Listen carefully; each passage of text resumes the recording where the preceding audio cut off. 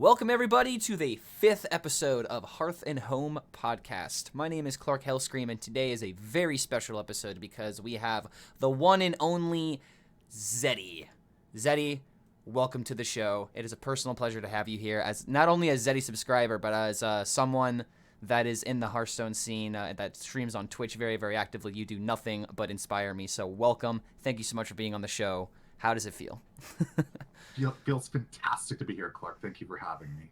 Yeah, it feels absolutely wonderful to have you. So, just to let you know exactly what we do here, this show is all about bringing on Hearthstone personalities and just getting to know them a little bit better.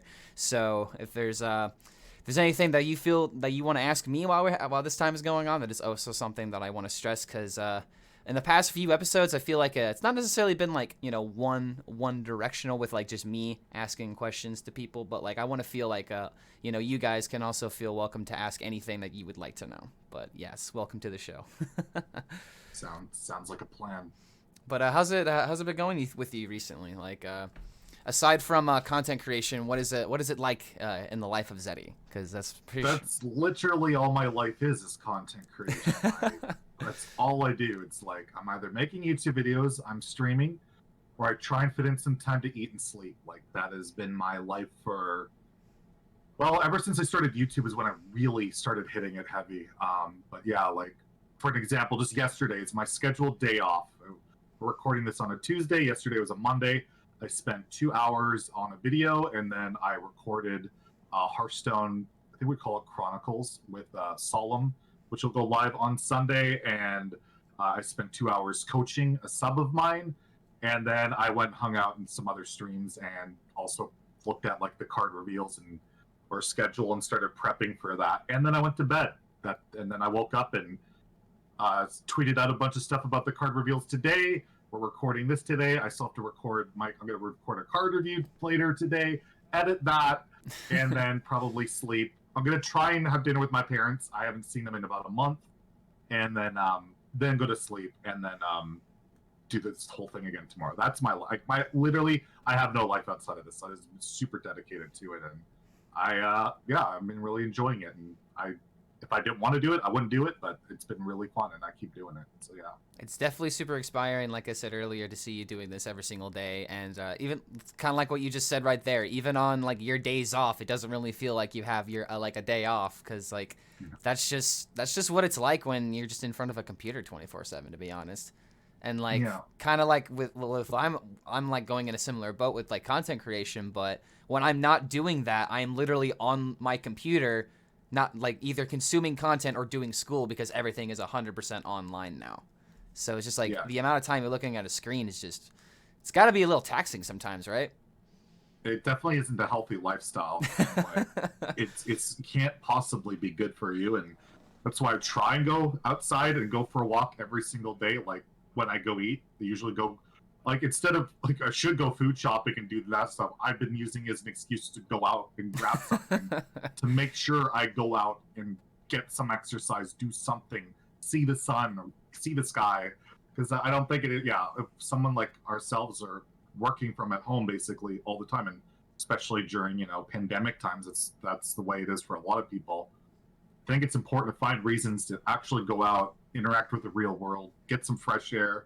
And I don't do that enough, but I do pretty much go outside every single day. And it sounds silly, but that's something. But it's just like, if I don't make that conscious effort, who knows how deep down the rabbit hole I go. And I don't want to go down that far. Like, no, I don't think that's silly at all. I think that's, something that you need. Like, you need a regular routine, whether it be literally anything. Going outside, looking at like someone who posts like daily videos, time with your dog. It could literally be any activity that just relieves some stress, because I'm assuming that you just like to go outside and just sightsee, just like enjoy nature, be involved in the scene, just see birds and animals and whatever, exactly, nature, all that fun and wholesome stuff, but typically only in a few block radius these days. Well, I imagine like, I don't know where exactly you live in Canada, but I'm assuming that you live where it's like pretty good scenery, because I live in Indiana, and Indianapolis specifically, and I've just got a city, and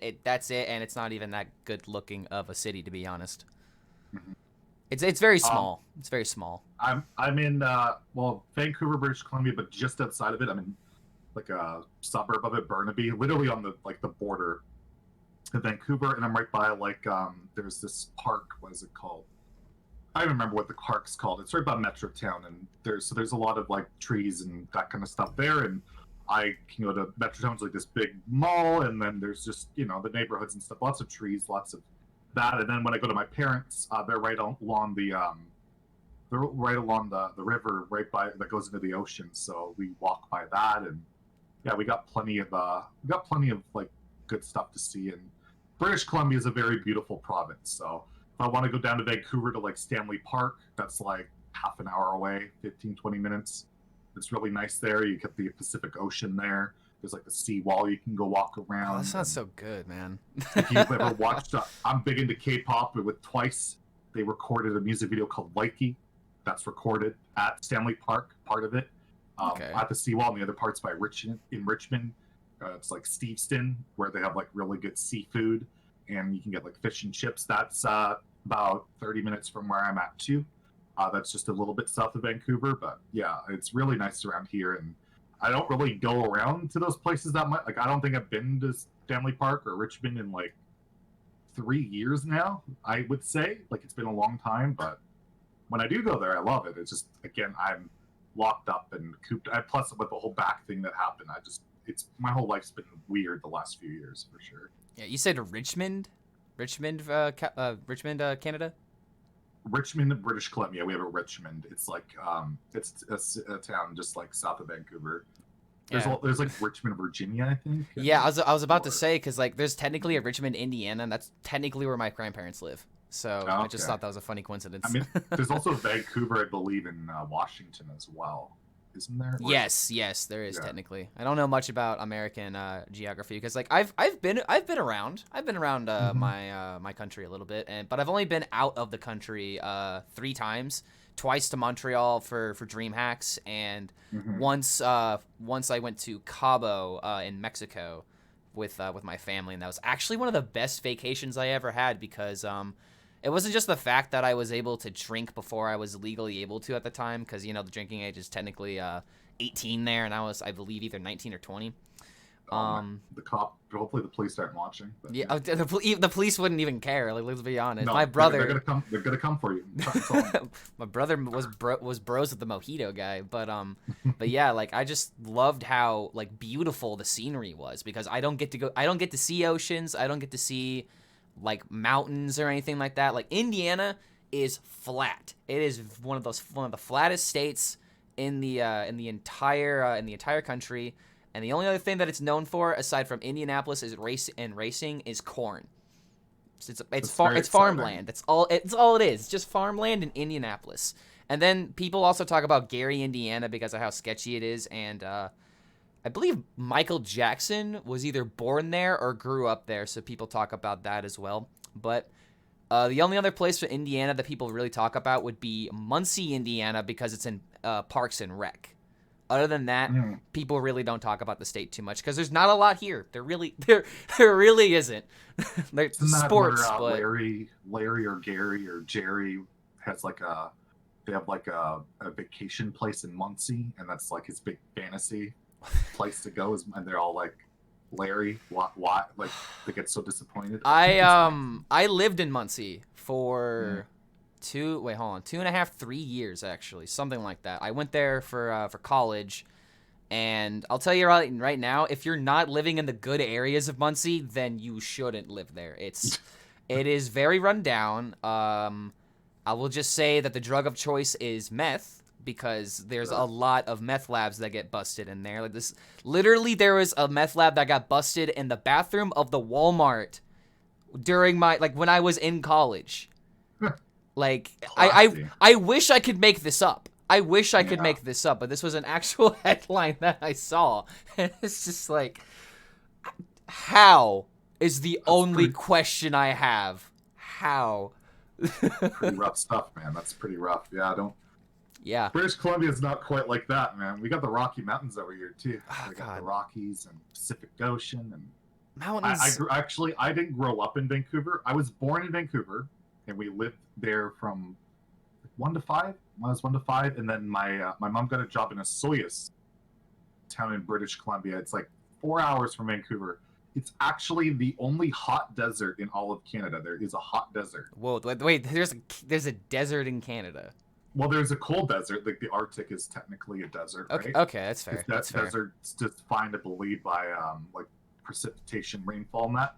But yeah, there's a hot desert in Canada, Osoyoos, BC, part of the Okanagan.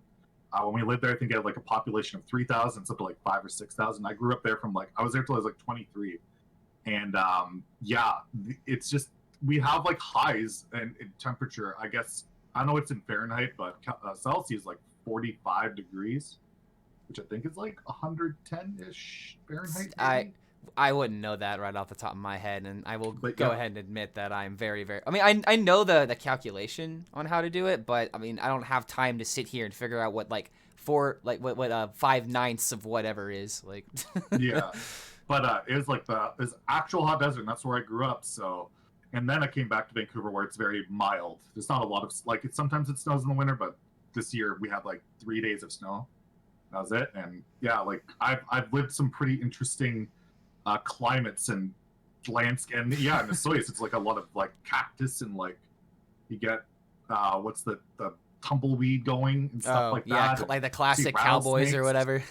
Rattlesnakes are there, and we are my high school team is called the Rattlers, the Soyuz Rattlers. So yeah, it's been I've had a pretty diverse raised it, and I've been out of the country as well. I've been to the States, not that much. I've been to like Washington, and I went to Oregon. What Portland? I went to Portland a couple times. Okay, those are pretty nice places. And I've gone to Europe. Just my dad's Swedish. He's from Sweden, so we've been to Sweden. I've been there 3 times, and one of those times we went to like Germany, Holland or Netherlands. We went to Amsterdam and Denmark as well, and Finland. So I've been around Europe a little bit, but not since I was like late teenage years. So have you ever wanted to go anywhere else in the States before? Like, if there are any other states that intrigued you? Probably like New York, or like New York. Like good. That just interests. I'm like a big like entertainment sucker for entertainment. So like Broadway really appeals to me. Okay. So you want to see plays? Yeah, like I would just like to see all that type of stuff, but not even California interests me that much. It's more of New York for some reason. The prestige of Broadway in particular. I love to see stuff like that. And I don't think anything else really interests. I really want to go like overseas badly. Like I want to go to Japan really badly. Okay. But not to like Tokyo. I want to go to like the country. Like I'm like love the old samurai stuff. I'd love to go look at like old old school like castles and cities like that, or towns like that, and just see the countryside. Japanese countryside just seems amazing. Is there something that turned you on to samurais in particular? Like, did you like study it? The films. I'm a huge film nerd. Like you can see a bit behind me. There's a bunch of movies, but I have a shelf over here, which has probably like 600-700 movies on it. That includes like a lot of Akira Kurosawa films, which are like old Japanese classics. And the first one I watched was Seven Samurai, which is one of the best films I've ever seen. It's been one of the most influential films ever. It's from like 1954. It's like 4 hours long, but it had like the first 4 hour long movie. And I watched it in theaters even too. Like I love it. They have like the theater near me that plays like old movies, and like it's the first film to ever have like that where you see like an army come over the horizon. This is the first film to ever feature something like that. Oh, okay. Like, slow motion sequence. Like Akira Kurosawa was like one of the most like influential directors of all time. Like Rashomon's another Japanese film he made. It's like one of the first films to ever tell a story with 3 stories. Much of like what Tarantino ended up like doing is like multi-storytelling. And just a lot of these old films by like Akira Kurosawa. There's other stuff. I have like the Human Condition trilogy. There's the Samurai trilogy. There's like, I just love the honor of it. They're so honorable. They're so like, they don't break for anything, and they're just so disciplined. And for someone who is probably super undisciplined by being a salty little baby all the time, it's just something I can look up to. I don't know. I just love the art, like the style of it. And they're all typically black and white, and then they just highlight. It's all very cinematic. makes like Japanese landscape look beautiful, and I'm just super influenced by that stuff. So I got into like classic film like in my early 20s, and yeah, the Japanese stuff really like stands out to me that I absolutely love. And yeah, so that's why big influences why I'd want to go to Japan and not so much Tokyo, because that stuff isn't really what I gravitate to, at least. Yeah, because like that's definitely the norm that most people go to. Because like I have one friend that's actually studying Japanese in particular because his end goal is to become a translator. Reese, if you're watching this, what's up, what's up, buddy? You should hang out with me more often. Just hit me up. But regardless, yeah, he I don't think he wants to go to Tokyo specifically, but Tokyo is where the jobs are at. So that's one reason why he's kind of like he's kind of stuck there. But yeah, like you're a really big movie buff, and sadly, I don't know. I mean, I know movies. I'm pretty casual when it comes to my movie experience. But as a big movie critic, a movie critic yourself, what would you say is like how many movies have you seen? Just so I can get like a good scope. Just like I know this is a very hard question to answer, but it'll kind of put me in the realm of what to expect here. Dwight Schrute said he watched about like 300 movie films back in the office, but in the like thousands. Okay, okay. I mean, I literally own almost 2,000, but of those okay. I haven't watched a movie in a year. Like, I just don't have time anymore. So like, I used to watch one every single day, maybe two, but now I just never have time. But yeah, I'd say of like the movies I own, I've watched less than half of them. Like I went to the big binge of collecting them so I could have something to watch for like the rest of my life whenever I want. And I have a movie from, I believe every year from 1921 until like basically 2021, but there hasn't really been anything lately. So, but yeah, I basically have a movie from every year from the last 100 years. And I'd like to say I probably watched a film from every year pretty much. And then, yeah, like probably in like the 2,000, 3,000 range, I would say I've watched like a lot. And that excludes like TV series that I've watched like over and over as well. So which one is your favorite? Was it the samurai movie that you were mentioning earlier? Or my favorite movie is the most clichéic because it's a lot of people's favorite. That's perfectly okay. It's what got me into movies and what made me realize that movies can be something more than just dumb entertainment. It could be something beautiful and inspiring. That's the Shawshank Redemption. Like, ooh, everybody seems to love the Shawshank Redemption, but it's just such a well-made movie. It's perfectly acted. It's perfectly scored. It's perfectly shot, and it inspires a message of hope, which is something that is just universal and beautiful. And it's something that always makes me feel better after I watch it. I always feel better after watching that movie because I feel like there's always hope. And that's what that movie is all about, is hope. And I think that's just such a beautiful message. And everything about it's just perfectly done. Like, it's one of the best made films, period. And I have to put it as my favorite. But yeah, Seven Samurai is like an honorable mention on there. I really love like Leon the Professional. It's by Luc Besson from like the mid 90s. Natalie Portman, Jean Reno. Godfather 1 and 2, Citizen Kane, Rashomon, Good, the Bad, and the Ugly. Just to name a few like of films that just like totally inspire me. And there's countless I could go on about. There's just so much good stuff. But yeah, the Shawshank will just always stick out to me. And the movie that actually, so that's the movie that made me realize movies can be really good. And then I went to I kind of got out of like the like real popcorn stuff again for quite a while. And then there was a movie called Sideways, I believe in 2004, that came out. Alexander Payne directed. Paul Giamatti and Thomas Hayden Church. And I watched that in theaters. That's power cast. That's power cast. Absolutely blew me away. It's literally just a road trip movie. Two guys going on a road trip in California on a wine tasting tour.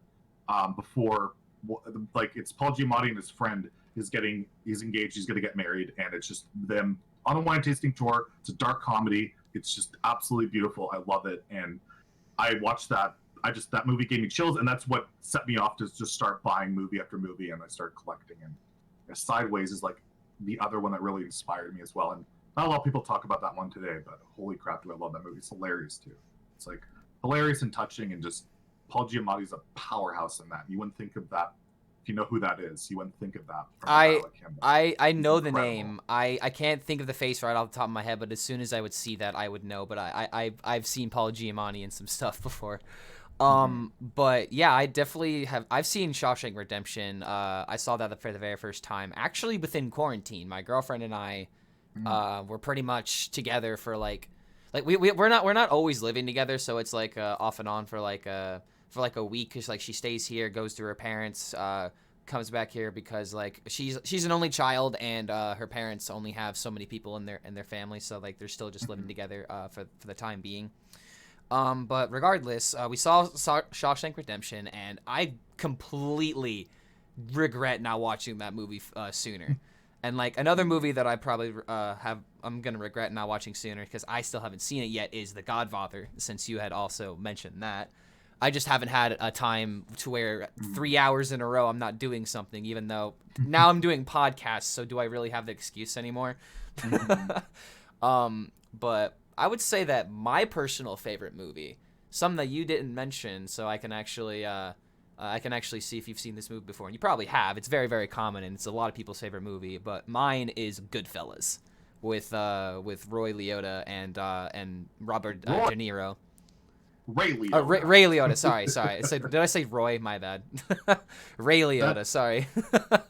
Ray Liotta, Robert De Niro, Joe Pesci. Yes. Pretty good movie. One of the best movies that I can recall, because like, first off, I love the themes of like old school gangbangers. It's just like, ooh, I absolutely love that idea, because they didn't take shit from anybody. They stole from everybody, and they were in the pockets of everybody, and they were charismatic about it. They'd be the kind of people to literally take the cigarettes, give you a dollar bill, and say, hey, I'll see you next week, right, buddy? Like, they literally crack jokes while they're committing crimes. Like, that is the lifestyle for a lot of people. And I just love how not only in depth it was about that kind of period, but the entire movie is set up as he's explaining in the courtroom, and you don't know that until the very, very end. So it's just like it does a very good way of demonstrating what happened back then. About it had very serious themes, and it wasn't afraid to go there, and it was just very well acted. And it's one of the only like movies that's made me like rewatch it several times to be like, I want to see if there was something that I missed. I think I've watched that movie probably 10 to 12 times.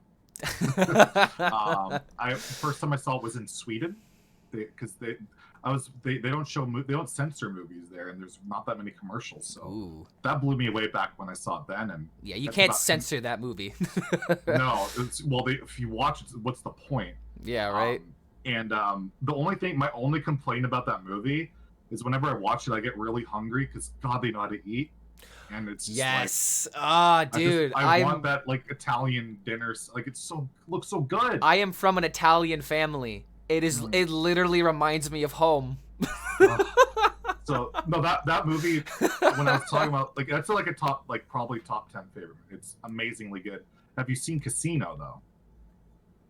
I feel like I've heard of the movie because it's been referenced, but is that like the it's like the spiritual robbery sequel to Goodfellas? Okay, is it like a heist? I feel like it's like a casino heist movie, it's a more like organized crime. It's literally Robert De Niro, Joe Pesci again, Sharon Stone's in this one as well, and it's just about like the kind of the crooked underground belly of like Las Vegas casinos. And if you thought Joe Pesci was nasty in Goodfellas, you haven't seen anything yet. So, oh my God. Like, it's also directed by Martin Scorsese. It's also done in that same style, where you have like narration over, but this time it's narrated by De Niro, not Ray Liotta. And if you love Goodfellas, you'll love Casino. It's a fantastic movie, and it's very similar. Sometimes some people think to a fault, but I mean, I will write that down, because my girlfriend also, like, I actually watched it for the very first time with my girlfriend, and she would actually like that kind of movie as well. So I'm definitely gonna remember that. It's spectacular. Nothing's quite as good as Goodfellas in that regard, but it's as close as a sequel. And I mean, it's all different characters and stuff, but it's really, really good. And I think it came out like 96, and Goodfellas like 1990, 91. Yes, like Goodfellas came out in 91. I believe it came out in 91. I know that it came out before I was born. I was born in 96, so. I'm an 85 man, so I'm pretty old, but I didn't watch it when it came out because I don't think 5-year-old Zeddy would have done so well with that. Oh, yeah. And it still bothers me to this day that Martin Scorsese doesn't win an Oscar for Goodfellas, doesn't win an Oscar for Raging Bull, doesn't win an Oscar for Taxi Driver, but he wins an Oscar for, this might be a hot take, but an inferior version of The Departed, which is a remake of the superior film called Infernal Affairs from China that is fantastic. But he wins it for a remake of a movie that I feel is better than the one he made. It's like, why? Scorsese needed like so many Oscars, and he only got one for a good movie. But like, my God, why was it not? How could you not win for Goodfellas? That's insane. It's so insane. It's kind of like I don't know if this is necessarily like a similar comparison, but it's like you look at Phil Collins and you look at all the great songs that he's made, and I'm not saying that the song from Tarzan isn't that great, but it's just like, of all things that people know, it's just because there's just weird things that people can there's just weird patterns that people can find, and they're just like, remember the one thing that for some reason isn't like the best work, but it was just there at the right time. Yeah, it's like, it seems like a lot of award stuff is like, you win not for what you deserve to win, but you win because, well, you should have won before. I mean, the awards are rigged. DiCaprio. It was the same with Alfred Hitchcock never won a Best Director somehow. Stanley Kubrick never won one. Like, it's just like, I think Pacino has one Oscar. Like, it's crazy how these things work. It's all corrupt. It's all marketing. It's all, they're playing to their whoever they're being pleased by. But it's tilting to as somebody who doesn't care about that stuff. I just want the good people to win or the good films to win. BoJack Horseman actually touches up on that topic a lot, because there's literally an entire season where he's trying to it's literally his Oscar campaign race, everything leading up to it after the movie is released. And I don't know if you've watched BoJack Horseman, but I am a major TV person.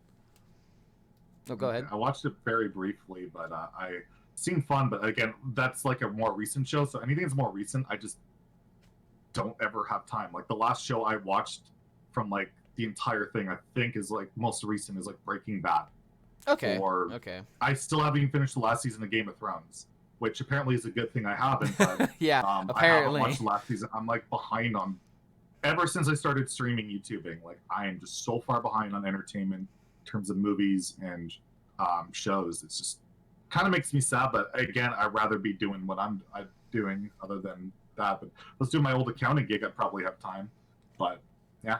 It's funny, that job was super time consuming. I worked 60, 80-hour weeks, and I had more time then than I do now. So it's kind of crazy how people think this is like easy job. And like, my old accounting gig that I worked a lot to get there and to do it, like, easier than this in terms of time consumption, at least. Yeah, I don't think necessarily that people think that content creation is like quote unquote easier, but I think that they just definitely underestimate what goes on behind the scenes. Because, I mean, another thing that people underestimate is that it's still a job. It's still a job at the end of the day, and there's going to be parts of your job that you do not enjoy. And luckily, you know, being a streamer, you can vocalize how upset you are about it if that's something that, you know, your viewers can that your viewers enjoy.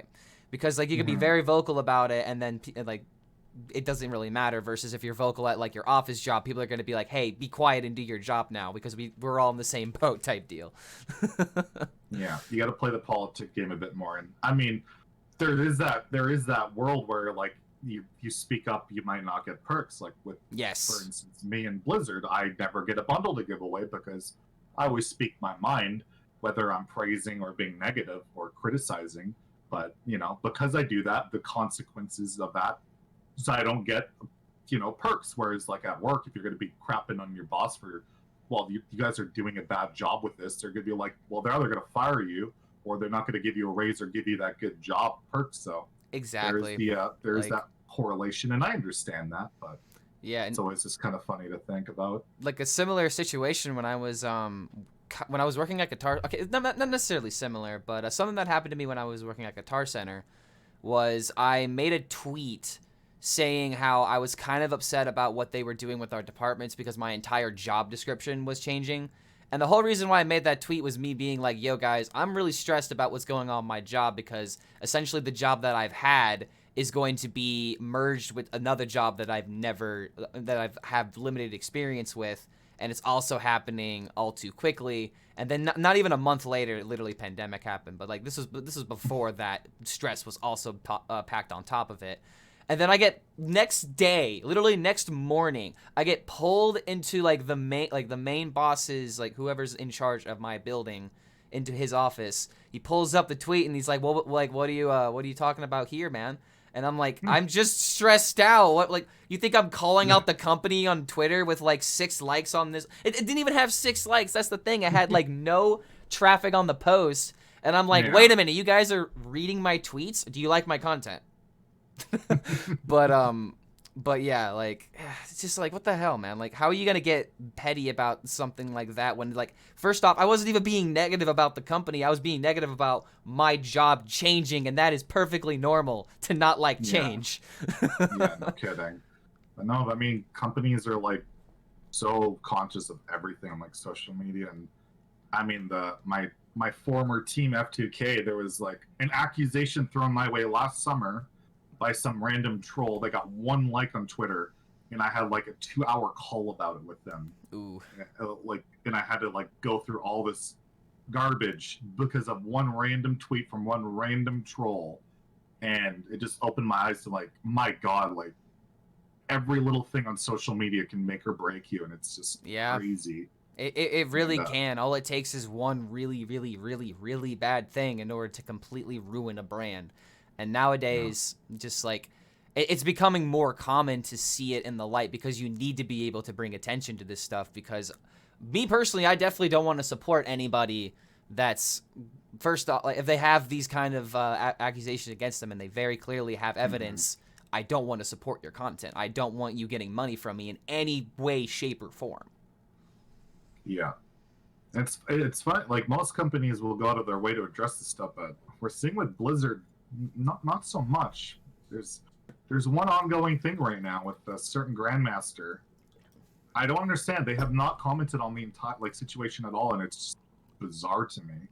But every other like gaming company, whenever there's something like that, they're like right on top of it. Overwatch recently did that, and Call of Duty I think recently did that, and I think Valorant also recently did that. Yeah.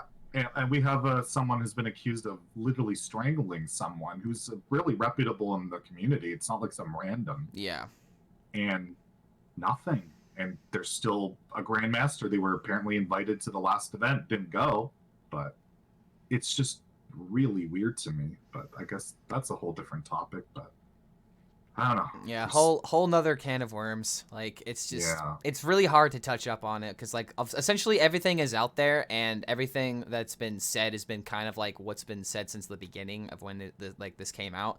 But like every single day and every single week and month that goes by where it hasn't been addressed, it doesn't become normalized, but it shows that people can get away with this kind of stuff. And sometimes it can affect their brand. If the Grandmaster season starts and he's on, and that person's on there, I am not going to be quiet about it. Yeah. Just zero chance. So I'm waiting to see what happens when that begins. And there's nobody in the scene, I feel like, that wants to hold Blizzard accountable for anything. But yeah, we'll definitely have to talk up about. Like, it's all alleged. There's always that problem. But these types of things will always be alleged because you can never have evidence in these situations unless you're in a relationship and wearing a body cam. Yeah, literally. Why are you in that relationship? You're never going to have evidence. So it's just really problematic. But yeah, it's pretty ugly and messy and gross. And I hope they resolve it. I know that maybe they're just waiting until as long as possible to do something, and they'll wait and see. That's why I'm not really. I did talk about it very early, and I regretted it, and I removed my comments about it. But I will, if things go forward, that they need to at least address it. There's something out there. What they at least got to do something, because like there is this perception that this has happened, or maybe probably has happened, and to a lot of people. There's obviously people that are going to disagree, but you need to. Because I know nobody watches on YouTube, or very few people, but the people that watch there, if he's on that stream, what do you think's going to happen? It's going to be a complete gong show unless they address it in some way. So if you thought the chat was bad before, it's going to be max. And it's not even like one of those things to like, if he does go on there, yes, there's going to be lots of people that's going to be mad, but like just think about the people that are also going to be behind the moderation. Exactly. Like, Yeah. good lord. And then the people that are going to be trolls and like, condone and try and be. It's just. It's going to be a It's shit just something show. you don't want. You don't want that. So we'll have to wait and see.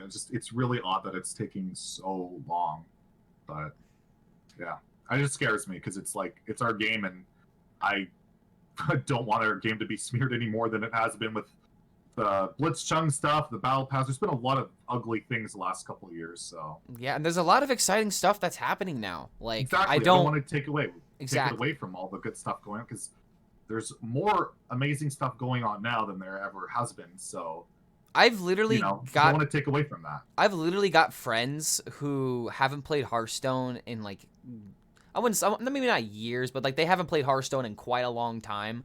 And there's some of them that are like hitting me up. It's like, yo, have you heard about like this stuff coming up? Like I know you play the game a lot. How is this gonna like affect me? And I've like literally the other day I was talking with my good friend Daniel about the core set because he had never played old school handlock and control warlock, like really beefy warlock decks were like the decks that got him into the game. So now he's going to be able to experience that for the very first time. And it's just like, not only are you bringing back people that literally experience these metas and are going to be able to experience their nostalgia for certain cards, but people that weren't even part of the game when it first came out are not going to be able to relive this experience. And it's just like, it's a win-win-win for everybody. Yeah. No, classic stuff's cool. Core set's really good, makes the game cheaper, and Battlegrounds has been a really good thing. Duels apparently is still a mode, I forgot. And we'll have to wait and see what happens in Mercenaries. But it's the first time, like when rotation happens, that I'll feel like I can actually like recommend my friends play the game or try it. Because like before, it's like it's impossible to like unless you got money, it's impossible to really get into it and really feel what Hearthstone has to offer because the paywall is insane. Like you can play free to play, but it's really not that much fun. You can build maybe one deck and then you're done. And if you that's all you can do. But with the core set, I think you'll actually be able to squeeze out a few now decks relatively cheaply.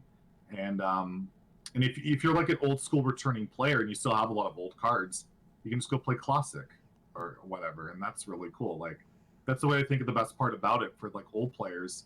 Is that if you come back and you have your old collection still, pretty much all those cards are going to be decent in classic mode, so you don't even have to get that much stuff if you want to play there. So it's a lot of good stuff, and I hope that with like classic mode that maybe every once in a while, like every season, maybe they'll add GVG to the mix, or then add GVG or Naxxramas to the mix or whatever, and they could go really all out, making it interesting like every season and new expansion. Like that's your rotating format.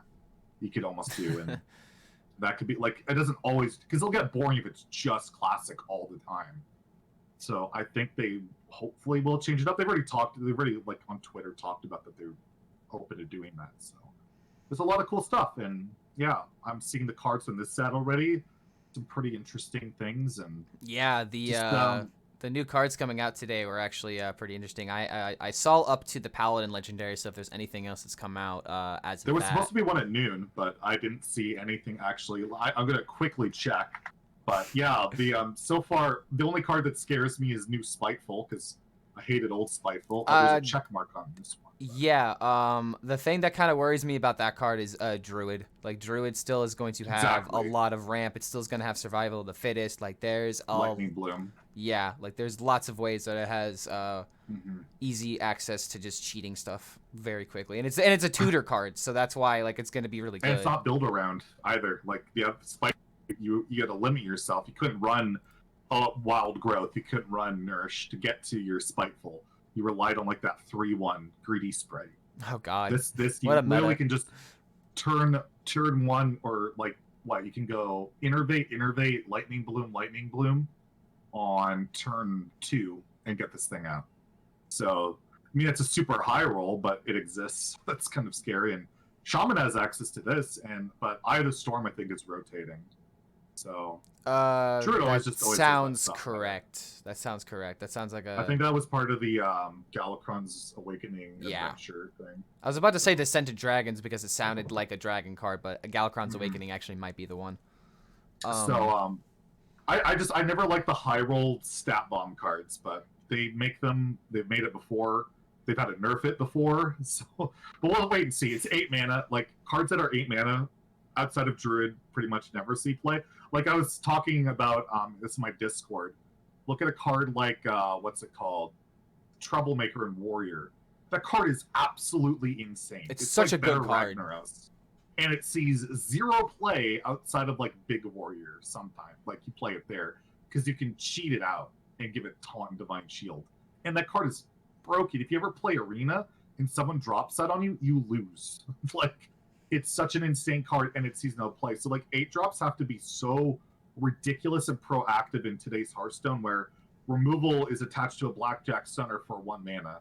Where, you know, it could be stats rarely matter in Hearthstone with the way battle cries and mana cheat and discover and everything's so cheap that it rarely matters. But still, like you never know when you can cheat out and get a 6/6 and maybe a 10 drop, which could be just a rabbit, and but you also draw the card and there's a lot of implications. But yeah, like the Paladin design one, it's like that secret one looks kind of interesting. Seems kind of bad, but you never know. We have to wait and see everything.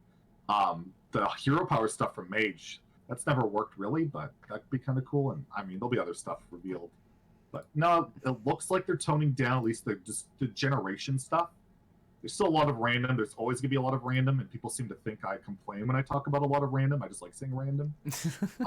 But as long as the generation stuff is toned down, I think that's like one of the biggest things that's been an issue with a lot of people is like look at when you play Rogue and Priest, they like create 80 billion cards, and it's just like kind of silly. Where it's like created by is fun, but like when everything creates by, it's like a bit much. But okay, I haven't seen the Mage cards yet. I'm just now seeing them. So Reckless Apprentice and Fire Eye. Yeah. Deal 10 damage to all enemies. Oh my god, this is a meme card. Oh, mana. Dude. It's not odd cost, so you can't play it in Baku Mage. Feels John Align. Feels bad, but you can play it even Mage. And they have that like the new 2 mana. They put in that card in their core set that gives your hero power plus 1 damage. It's like the old 2 mana 3/2. The memes that are popping in my head right now for OTKs, because I can tell you right now, Ulticon and I are gonna have fun with this card. you and Mark are gonna pop off with that stuff. I mean, first thing that comes to mind is freaking Potion of Illusion. First of all, yeah. So imagine that. That's absolutely freaking bonkers. Unnerf Turtle Mage and go off with that thing. Oh god. Oh Jesus.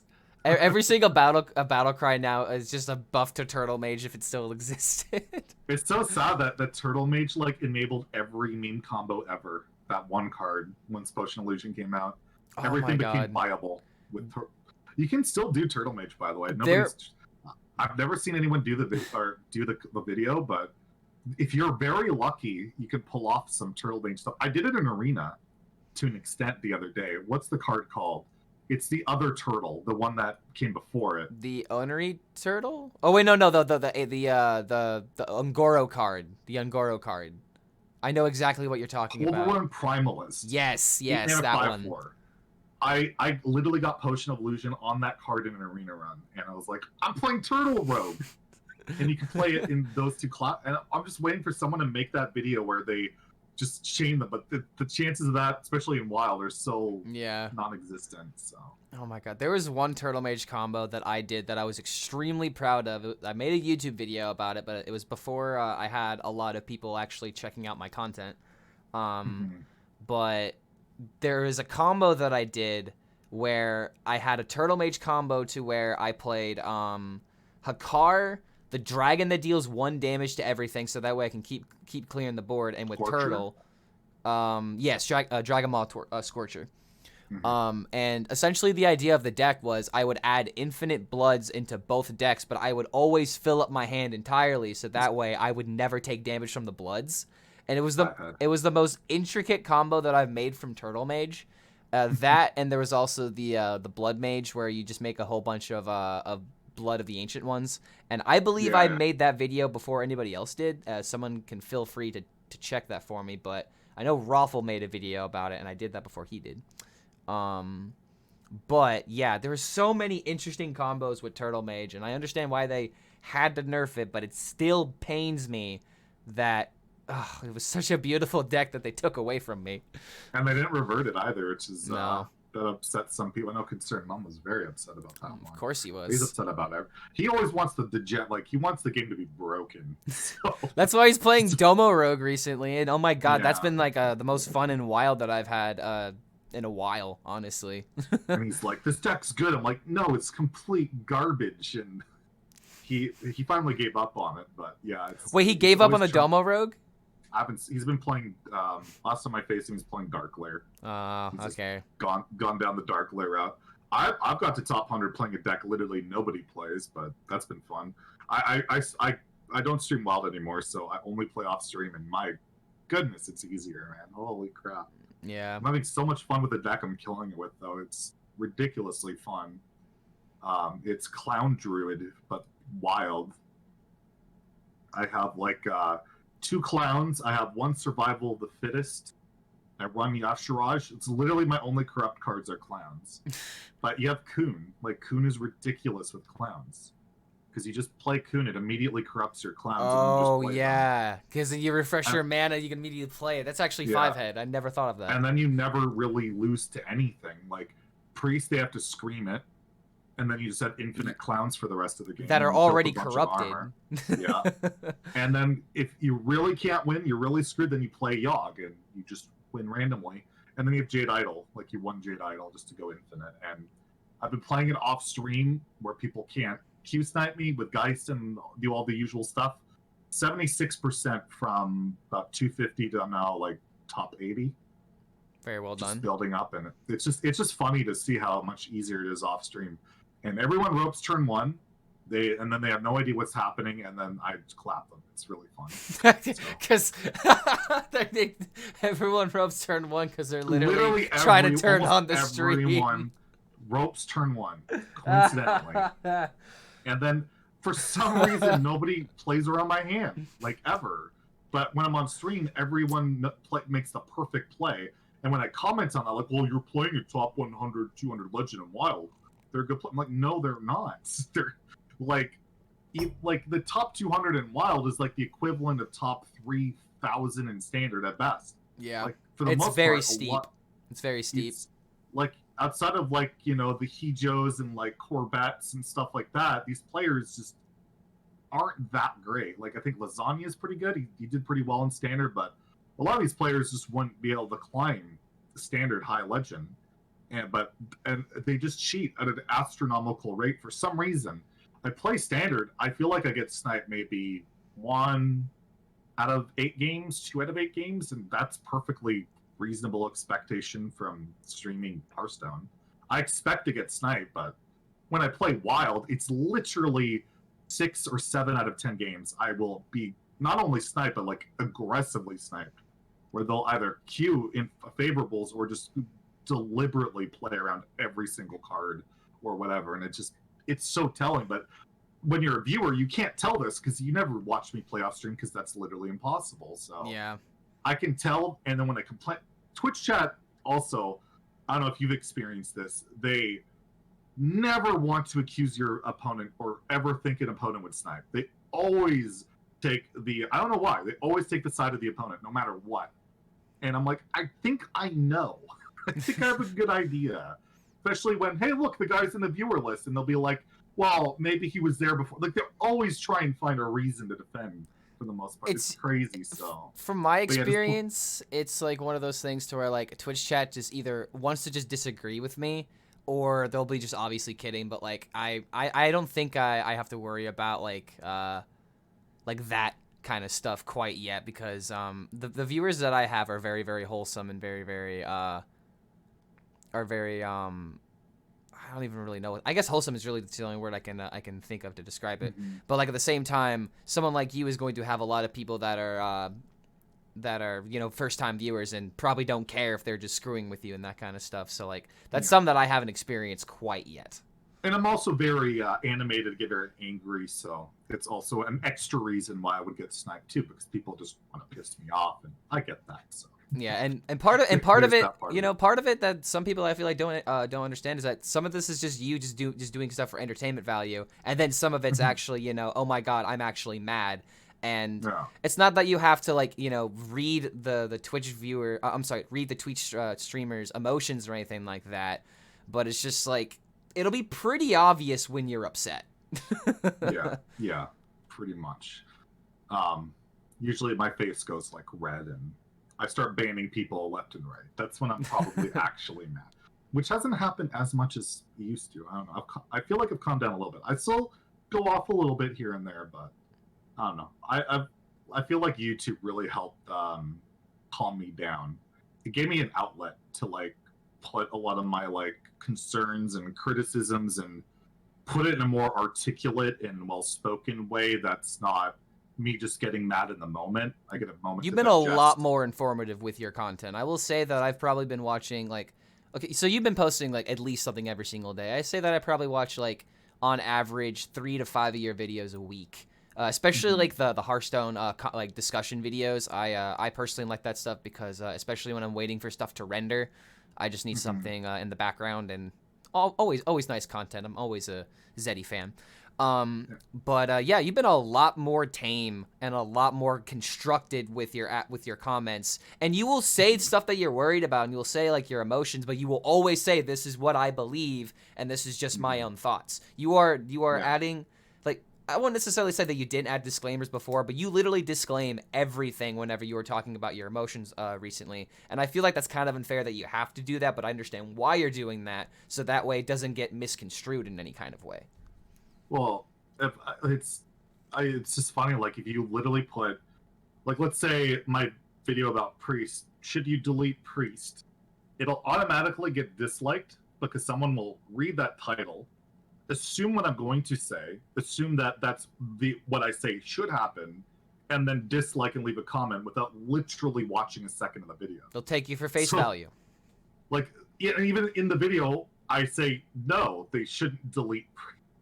But I've had comment. This guy, all he does is complain, and he wants to delete priest. So like, it's like at the beginning of the video, I try and like always disclaim like, this is my opinion. Do I think that like this is? I don't even know if this would be good for the game. This is my personal belief, or you know. And if you want to disagree with me, that's perfectly fine. You're entitled. You're possibly right, but like leave a comment about it. And I try and just really push that because people don't seem to understand what when I'm giving an opinion, it doesn't mean that that opinion is correct or the optimal line of anything. I'm not that arrogant. I'm not, you know, I'm not someone that thinks that Hearthstone should be made for me. I think it should be made for the masses or their market. But I do feel like my opinion has some shared is shared by a lot of the community a lot of the time. And I think our videos and our popularity and our growth has reflected that. So, but I still do want to put it out there that, like, of course, you can disagree, and that's perfectly fine. Just let me put up my voice, and if you disagree, let me know why you disagree, and you know, maybe I'll agree with you. And I've had my mind changed on stuff. Like, unlike certain rogue mains out there that have their biases and will not budge, I'm more than happy to have you know, the other side of it and think about that and listen to that, and you know, I've never been that stubborn that I think I don't even think I'm that smart. I just feel like I can talk and complain really well, and I can put it out there, and a lot of stuff hits, some of it doesn't, and if it doesn't, and I'm wrong, then I can admit to that, own to that, and grow from that. That's how you like evolve as a person too. Is you know, learn from your mistakes and or learn from your bad takes and use that towards building yourself to be a better person. That's why I think it's so good about constructive criticism is to evolve as a person or as a company or as a game. It's really important to take constructive criticism and take it as that and not take it personally. And I feel like Hearthstone did not do that very well for a very long time. When people would criticize them, they'd either ignore it or just flat out, like, you know, a certain community manager block you. And but now I feel like they're listening. Like the Bluegill, I made that Bluegill tweet right about anything Yeah, and Paladin. so did I. I also jumped Yeah. on that because that's literally the only deck that I've hit rank 1 legend with. So Mm-hmm. how am I not going to defend that deck? Like Exactly. And I added Igzar on it. I was constructive about it. And I said, like, if you're saying WoW is going to be wild and play decks of old, how is this true if you're changing bluegill. Like, something needs to change here. Like, and he immediately responded, talking about how they're reverting a bunch of stuff. And then there was a big debate between him, myself, and Kibler. And then the next day he came back and commented more on it, that, okay, we've talked about this. I think I actually joined that conversation as well, because I remember the Kibler tweet. Yeah. Because he had he I don't think Kibler was right at all. Kibler's rarely right, but he talks about how he's right about this core set thing, but he doesn't talk about anything else that still never talked about the battle pass. Regardless, anyways, it's just funny. Exar came back the next day on that Twitter thread again, responding to me, saying that they talked about it and it seems like they might actually be open to it, which means they listened to our criticism, our concerns. They brought it to the table.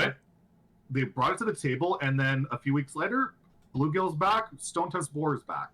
So they're actually listening. They're listening to critics that are super toxic and awful, like myself, that has been like shunned from the community, and they're listening and doing stuff. And they're not listening to they're not changing everything we asked for, but certain things are open to it, and they're listening, and that's awesome. And that's what I think is so great about being vocal and being critical, because if we didn't bring that to the table, do you think Bluegill would have charge and Boar would have charge? They wouldn't.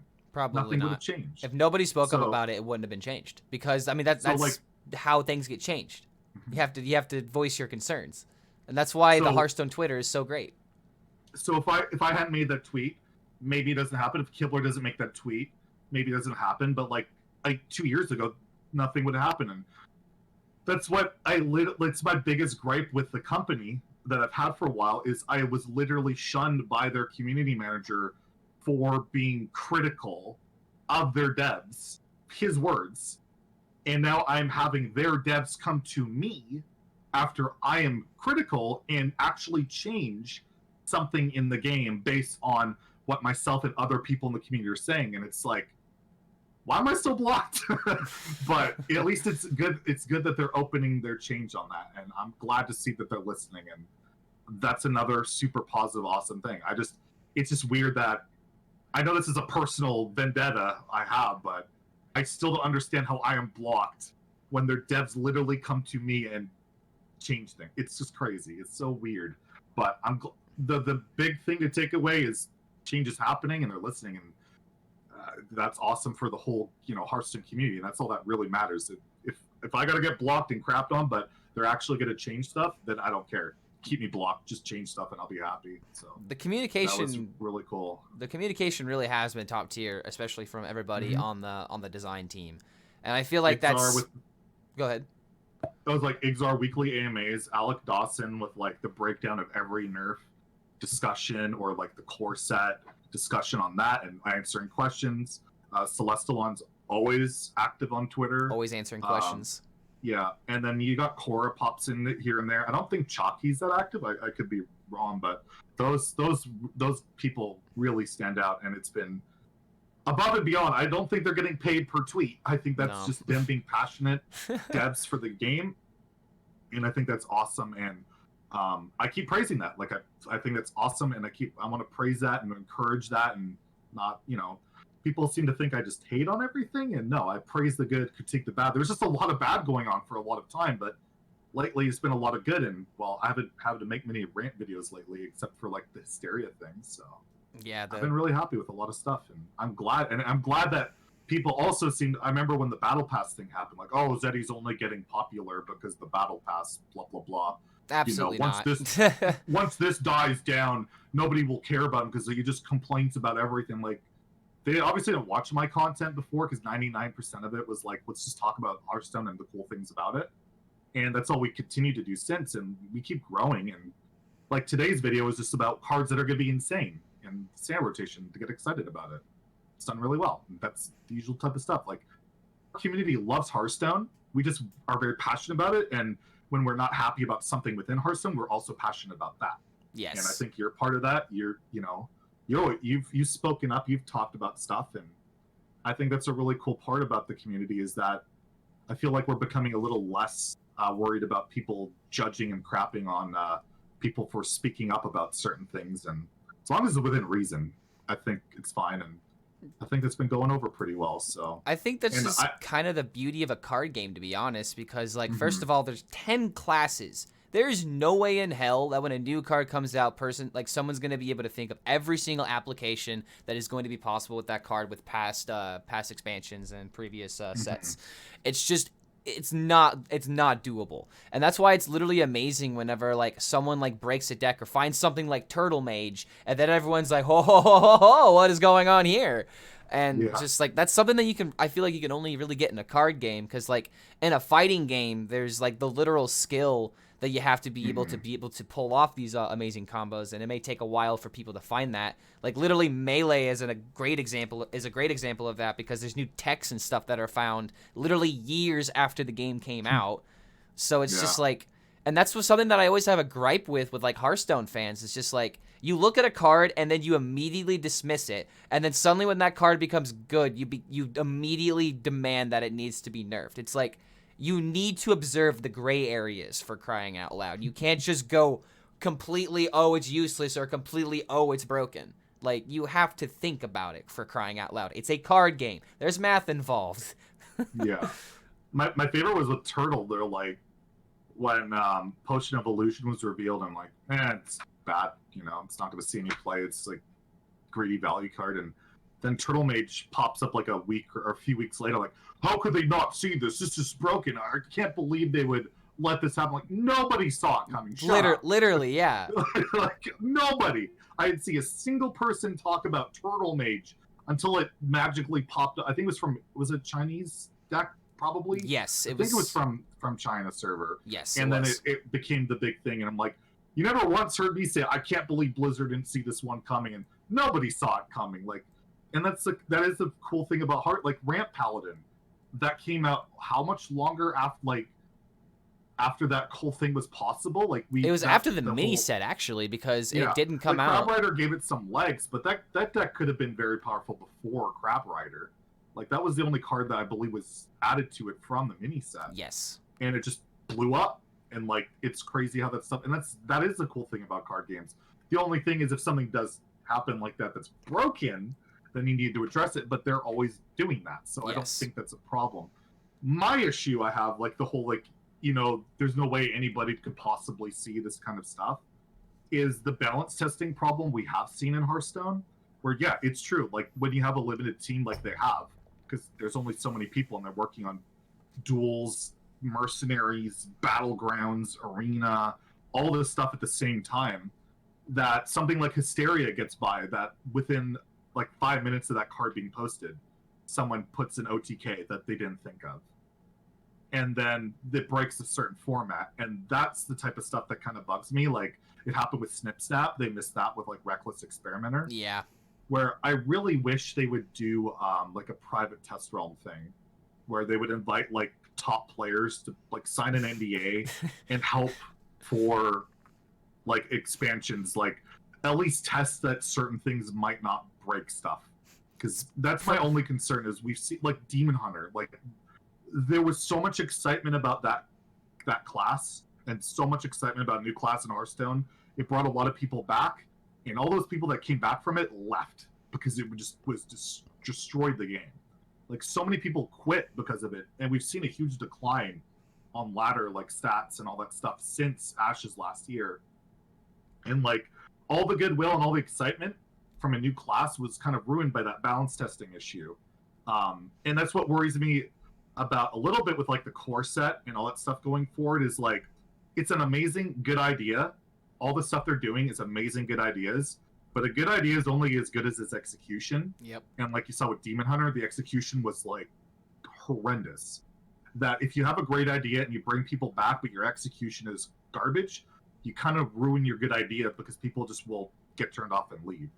So that's my only concern with, like, in terms of, like, you know, letting stuff get discovered and all this to an extent, is I wish that there's a little bit more, like, testing ahead of time, and maybe avoid some of these, like, disastrous things like Demon Hunter, or like the Wretched Tiller Hysteria combo in Wild, or what would have been an OTK'd Snip Snap if they didn't change that before, but they didn't touch it in Wild, and the Snip Snap block destroyed Wild for, like, half a year. It's kind of, you know, Yeah. That's my little concern about that. I was kind of laughing earlier because you had said that they need to make like a private server and just like invite all the top players, and now they have players like Gallon and Board Control, so they're probably doing that to a very, very smaller capability. Yeah, but they have to do all these other stuff, right? Yeah.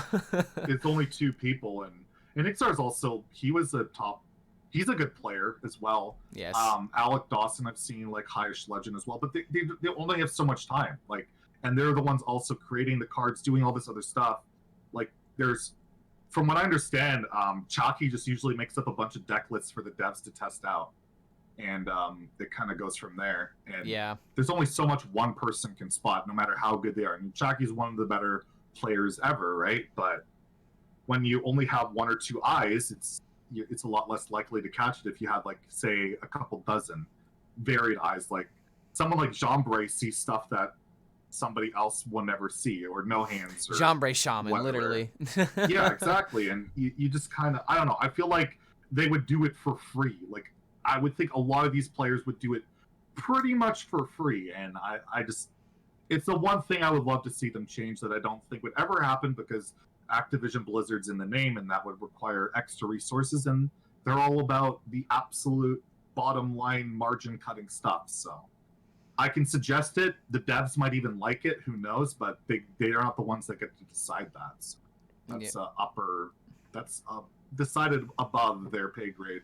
They're the guys that, you know, did the battle pass type of stuff. So yeah, and XR has been. I'm jaded about it, but I think I'm rightfully jaded about it because, like, layoffs and all the stuff with them, they're just, I don't like their tactics in terms of, like, financial and cutting every little thing. I find it really merciless. Yeah, I mean, XR, in terms of like and going back on the game design point, XR has been very, very vocal, and I think Celestion has said this too, is that they release cards knowing that they could very well break the game, but there are some cards that don't end up breaking the game, so it's like a sweet little mix that they have to be able to hit just right, so that way they don't release like a whole bunch of broken cards. Like Mindrender Lucia was a perfect example of a card that they were actually worried about when it was first released, and now, even though it's been nerfed and reverted, has been nerfed to 3 mana, it's still causing a lot of, you know, frustration. But like, at this point,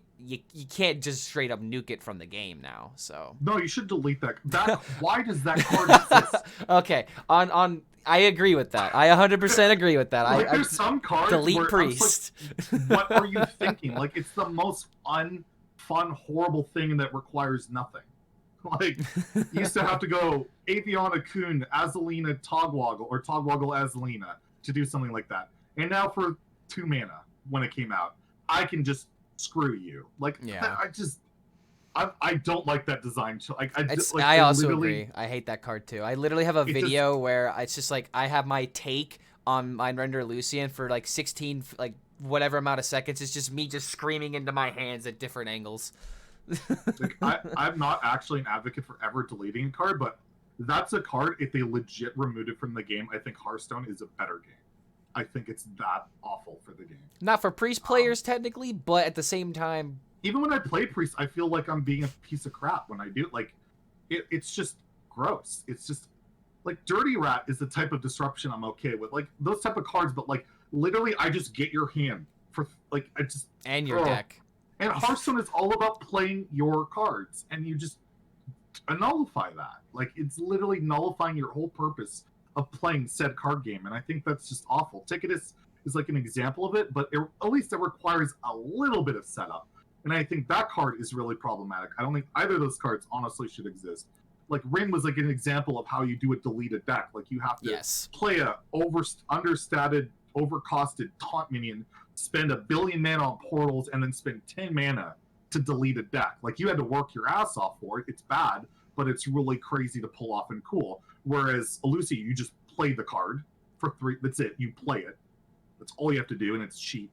And then Ticketus, you have to corrupt it, and that for 7 mana, and that's it. So it's like, those kind of cards, like, I don't understand why they make them, because they're just so unfun. Like, it feels like it can be fun and satisfying to be a dick, or like Ixar said, to like be Mildex, yeah, the mean person. He likes to use the word mean. when describing it. Like, they want to appease those mean people, but only on a small percentage. But these aren't small percentages. Elusi and Ticketus are large scale. Like, that's not 10%. It's way above that. And as those type of decks, the second they get any bit better, then it's even worse. Like, Priest sucks math, like stat wise right now, win rate wise, and Elusia is still beyond the most hated card in Hearthstone. Imagine when Priest becomes good, and it has Elusia. That's a good point. That is going to be a disaster. It's same with Warlock, like Ticketus. Right now, people are like, oh, Ticketus isn't that big a deal because it's not that great right now. Well, what if it is good? What if later on down the road? Yeah, they get a buff Jiraxis or something like that. Then it's a problem, and then the card does exactly what it's always done, but it has a bit more support, and then it's a problem. So the cards that I feel like that people are, oh, they're okay because they're not, the classes aren't that good. That's not the problem. The problem is the class isn't that good. Not that these cards are fine. They're not fine in any regard. And I just feel like cards that literally negate your ability to play the reason you're playing the game of Hearthstone, which is to play your cards, play your deck, is awful. And the only people that I see justifying like a card like Ticketus are the people that just play aggro and don't care because, oh, they're going to burn cards. I'm only trying to kill my opponent. Like, I remember I heard Jay Alexander say, you can't, Ticketus isn't a problem because you have to, like, the cards that they delete, you just have to pretend don't matter because you weren't going to play them anyways. You're just trying to kill your opponent. Like, yeah, you play Weapon Road. Of course those cards don't matter. They only go face. But what if my deck is a control or combo strategy and they burn the deck that negates that strategy? Then yes, they matter. And if you're a pure aggro player or a pure, like, just vomit infinite value player, I guess it doesn't matter because you just have these cards. Like, Libram Paladin doesn't care about Ticketus that much. But the second those other decks become viable, because control's not viable, long-term decks aren't that viable right now.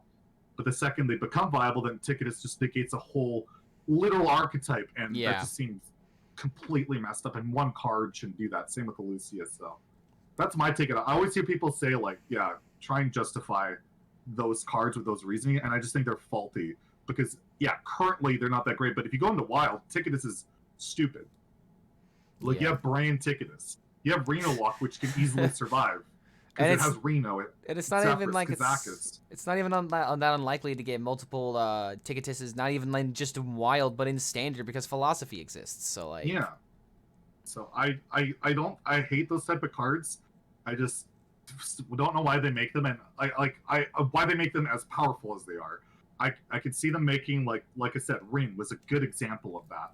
But keep it at that kind of power level, not of just 6 mana 8/8 type of level or 2 mana 1/3 type of level. I just like, at this point, we might as well bring back some of, like, the original Hearthstone cards, where it's like two of my favorite my favorite design cards that they're never gonna bring back into the game because they're absolutely ridiculous. I forget how you got these cards, if they were just, like, printed by themselves, but there was one card in particular where every single time you mouse over it, it deals 1 damage to the person that mouses over it.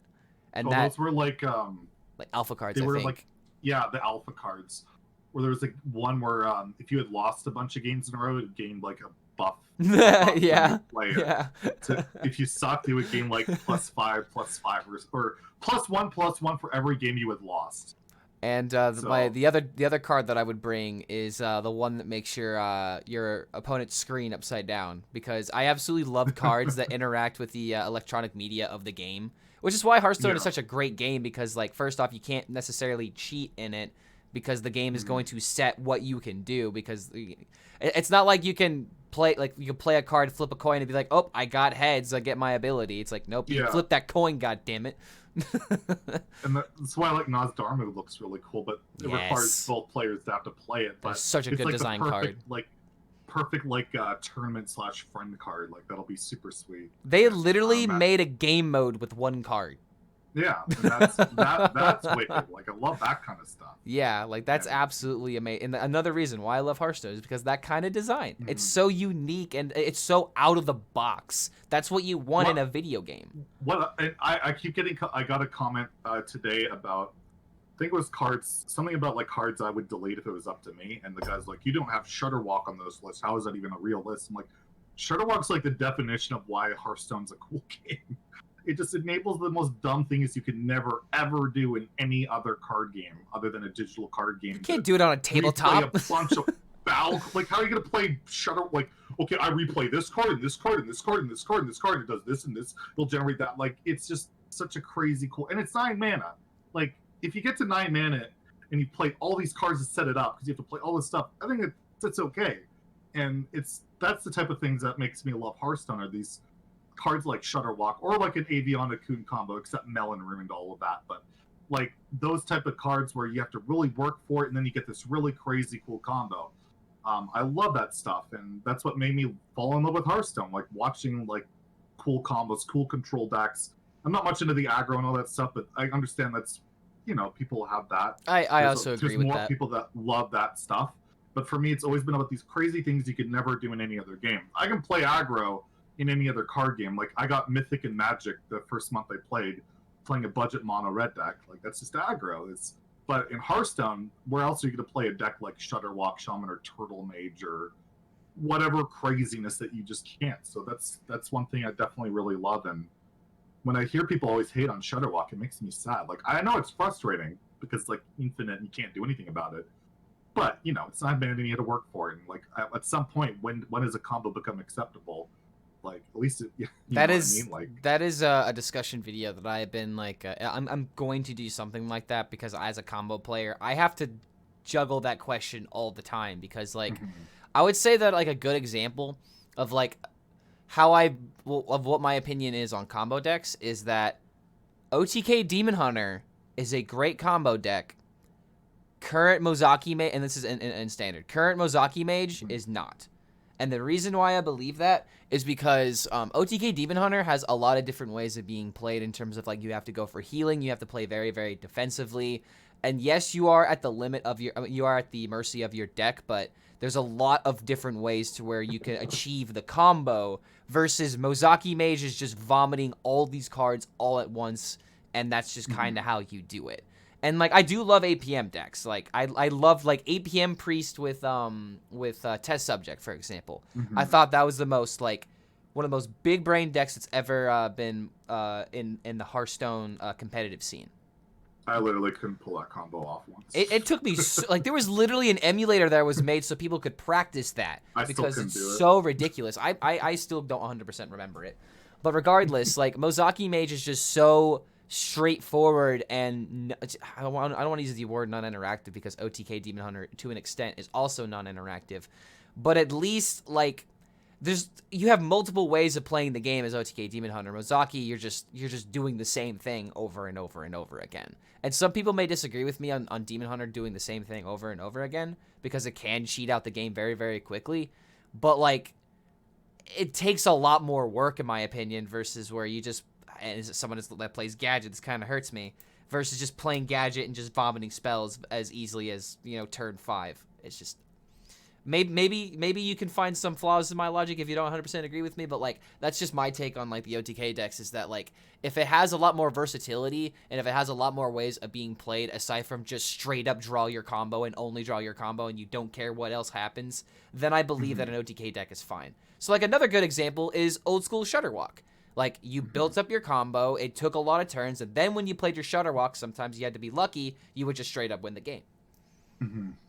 My only issue with OTK DH is Skull, because it makes the combo happen on turns like 6 and 7, and that just shouldn't ever happen. Yes. So other than that, I wouldn't have a problem with that deck, because my feeling on OTK decks are they're fine. They have a place in Hearthstone, but they shouldn't happen on turn 6, 7, 8 ever, like on like any consistent basis, and it does because of Skull. Yes. You literally have to hit like one piece, one more or Il'gynoth, and you basically can always combo on turn 6 or 7. And that's the same argument with Mage, but Mage is just literally, like you said, it's just spam a bunch of spells on turns 5, 6, 7 after Incanter's Flow, and you win or lose, and that's it. DH, I remember I watched it was Soul Fragment DH versus OTK DH World Championship Final, and the combo didn't win. It was literally attrition. The combo is used to help, like, stabilize, but it didn't outright win. And That's what I love the most when a combo deck, like my favorite combo deck of all time is Malagos Druid, but the variants that didn't just win on just purely nuking your opponent. It's the ones where sometimes you nuke your opponent, but sometimes you just utilize every resource in your deck to out survive your opponent. And it became like almost a mid-range deck in some ways. So I feel like pure only do the combo type of deck, which is what Mozaki Mage is, unless you get a random prime, I guess, in some ridiculous, or like evocation into some random minions. Like, Yeah. Other than that, it's basically the most linear type of deck. Those are frustrating, and when it can go off on turns 5, literally turn 5, that just shouldn't be a thing. So I made a video, I think, about the problem with today's OTKs, and that was my big takeaway is combo decks are fine, but not when they go off on turns 5 through 7, because then the game is just stupid, and it's not fun. And that's currently the issue with both of those decks. But if for Demon Hunter, Lily, yeah, my only problem is Skull. Like, people are like, oh, it's annoying that they could heal and do all this. Well, that's what the class is designed to do. They have lifesteal weapons, they have lifesteal spells. They're just supposed to not use them? Like, Yeah. that's what they designed it. Like, healing can be annoying, but that's what they do. But they also can go face, and that's the design of it. And, like, I don't have a big issue with them healing. It's just when they can kill you. Who was I watching last night? Superior David. He got OTK'd on turn 6 through over 60 damage from an OTK DH. It's a little excessive. Coin Skull, and he hit Il'gynoth and Moarg, and he had 2 philosophies. And he had a spell damage minion. He blew up on turn 6 from 64. Like, that just shouldn't ever happen. And Skull is just one of the most egregious cards they've ever made, and that's literally why it happens. And that's also why it's sad that, like, every Demon Hunter deck is literally shaped by Skull of Gul'dan, just like every Rogue deck is going to be shaped by Secret Passage, because those cards are just absurdly broken, and you cannot not play them in those classes. That's why, look at Demon Hunter and all the insane, like, late game they have. They have, like, Coil Fang and Nethrandamus. They have literally, like, the biggest, chunkiest minions that have the most ridiculous effects. Like, Hulking Overfiend, for crying out loud, is literally just Batterhead, but better. But there's more than 6 mana, so you can't play them. Yeah. Because you have to play Skull. So, it kind of... And people cut Sociologist and Malicia from Soul DH as their one card above 7 or 6, just because it would sometimes screw up Skull. That's... Like, those type of cards, I feel like... I thought they don't want auto-include cards, and well, those are the 2 most auto-include cards in the game right now, and completely warp the identity of those classes, and, like, completely make that combo deck the only issue I have with it. So, yeah, like, I agree with you. Like, Mozaki Mage 1 exist in Standard in, like, what, a week? Yeah. It's gone? Yeah, something like that. So at least they kind of hit at that one, but OTK DH, as it stands, completely untouched. So I know, I guess you don't really have an issue with it, but I still kind of do, just because I don't like the consistent turn 6, 7 OTK, especially when you have Illidari Studies making that even more consistent. I do agree that Skull needs to be touched. It needs to be like, especially okay, maybe not touched if the new cards come out and the OTK isn't nearly as prevalent. But I do agree with you that if a combo is coming out really, really early, like before any late stage game decisions have been made, then it is a little bit too broken, because like it's like what you just said with that Superior David clip. I think I actually saw that clip, and like you said, he was like above like 60 life, right? No, I think it was just at normal health, I'm pretty sure. Okay. Well, there was that clip. He was debating whether he should go above 24 health or not. It's like, that's a break point. It's like, oh, I guess it didn't matter anyways. Yeah. But like I've seen, okay, so it may not have been that clip, but there was someone that I saw that had like 60 armor on like turn 5, turn 6 as a warrior, and they still lost to the OTK Demon Hunter that quickly because the combo was enabled. And the biggest thing about that is mana cheat, because especially if you look at like Yu-Gi-Oh, like FTKs are very, very prominent, and the biggest thing that promotes those kind of combos is the fact that there's no mana system, so everything is essentially 0 mana unless you like tribute a minion or like summon it in a very specific way. But all of your spells and stuff like that, if you just have some that just draws and draws and draws and draws, it's really easy in order to pop off these combos. So what's the issue? The issue is 0 mana interactions and 0 mana cards, and being able to rip out like all of this card draw for free, because Skull is essentially a 6 mana card that is getting 9 mana in discount, so it's essentially paying for itself and then some. And it used to be 5. And it used to be 5 mana. Like, what is the math behind that? Like, the only other thing that I can think of, like, when that card was made, when it was made, was maybe they were thinking of, oh yeah, they're not just gonna make it to where it's only gonna rip cards that are 0 mana. They're gonna make it to where, like, oh, maybe you can get some bigger minions and make them cost 5 mana, that kind of thing. But that's not realistic. That's not the way that these cards are made, because free interactions are so good because they are free. Yeah. And that's why you're never going to see a demon on her deck with anything over 6 mana, as long as Skull is the best card in that class. And it's going to be pretty hard to outdo that. And if they do, then good God, what are we in for? Yeah, and it's like there's one of 2 ways to nerf Skull then. You make it to where it costs more mana, and that just feels like, I mean, I don't even know if 7 mana would necessarily kill the card, but it would definitely weaken it. But like the other option would be to make it to where, like, the cards don't go below 1 mana, because then maybe it kind of limits Moarg a little bit, so the damage isn't like nearly as excessive, but it still doesn't limit how easily it can like combo with Il'gynoth and stuff like that. So I'd say you scale back the mana sheet that it's only 2 mana, but I don't think it does anything. That was actually your Moargs are still 0 and your Il'gynoth is still 2. Like, yeah. That changed that much? I don't know. But that's the thing. It's just one of those cards that just creates problems. And there are examples, some cards are just bad design. And in my opinion, that's borderline one of those type of cards. And for me, like, the absolute bad designs like Lucia and Ticketus. And I mean, those just happen. But in a card game where once you make that card, you can't really undo that. So yeah, and unless it's Worrisome Commander. Another issue with the deck that some people could argue is the fact that Moarg doubles the damage, and it's kind of similar to like Inner Fire Priest, to where it wasn't the fact that this deck could deal a whole bunch of damage all at once. It was the fact that it was doubled, so it was absolutely ridiculous what you could accomplish if you were given the right circumstances. Mm-hmm. And just like double is a very scary word in a game where you only have 30 life and you only have 30 cards that are originally in your deck. So it's very easy in order to pull off these kind of combos where and especially since as someone who does a lot of OTK and like weird combo interactions, 15 is usually that magic number I'm looking for in a lot of classes, because I have a card that is always doubling attack or doubling something. Mm-hmm. Yeah. The thing is, I love Moarg. I think it's such a cool card, though. I know. It's so good. It was like when it came out, I'm like, this just looks like a really unique, interesting card. And it was done that way. Like, you would do like the 2 mana deal 4 and Warlock, you'd heal for 8. That felt pretty good. Or just use it like Breath, the Breath and Priest. It was like a Flame Strike. But yeah, now that it's just abused in this way, it's like, oh, oof.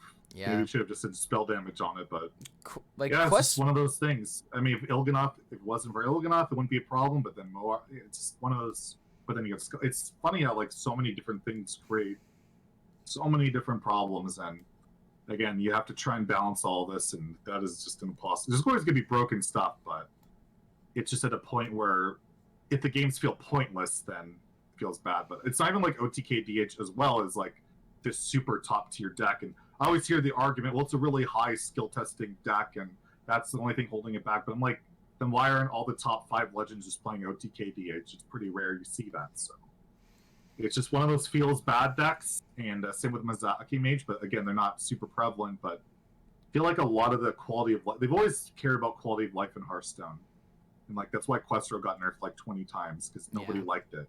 Yeah. And then they reverted it away. It's so we'll see what they do with OTKD. I think it'll get hit though. I think with nothing rotating, I think with the first balance patch they're going to do something about it, because we do have a balance patch coming before the expansion.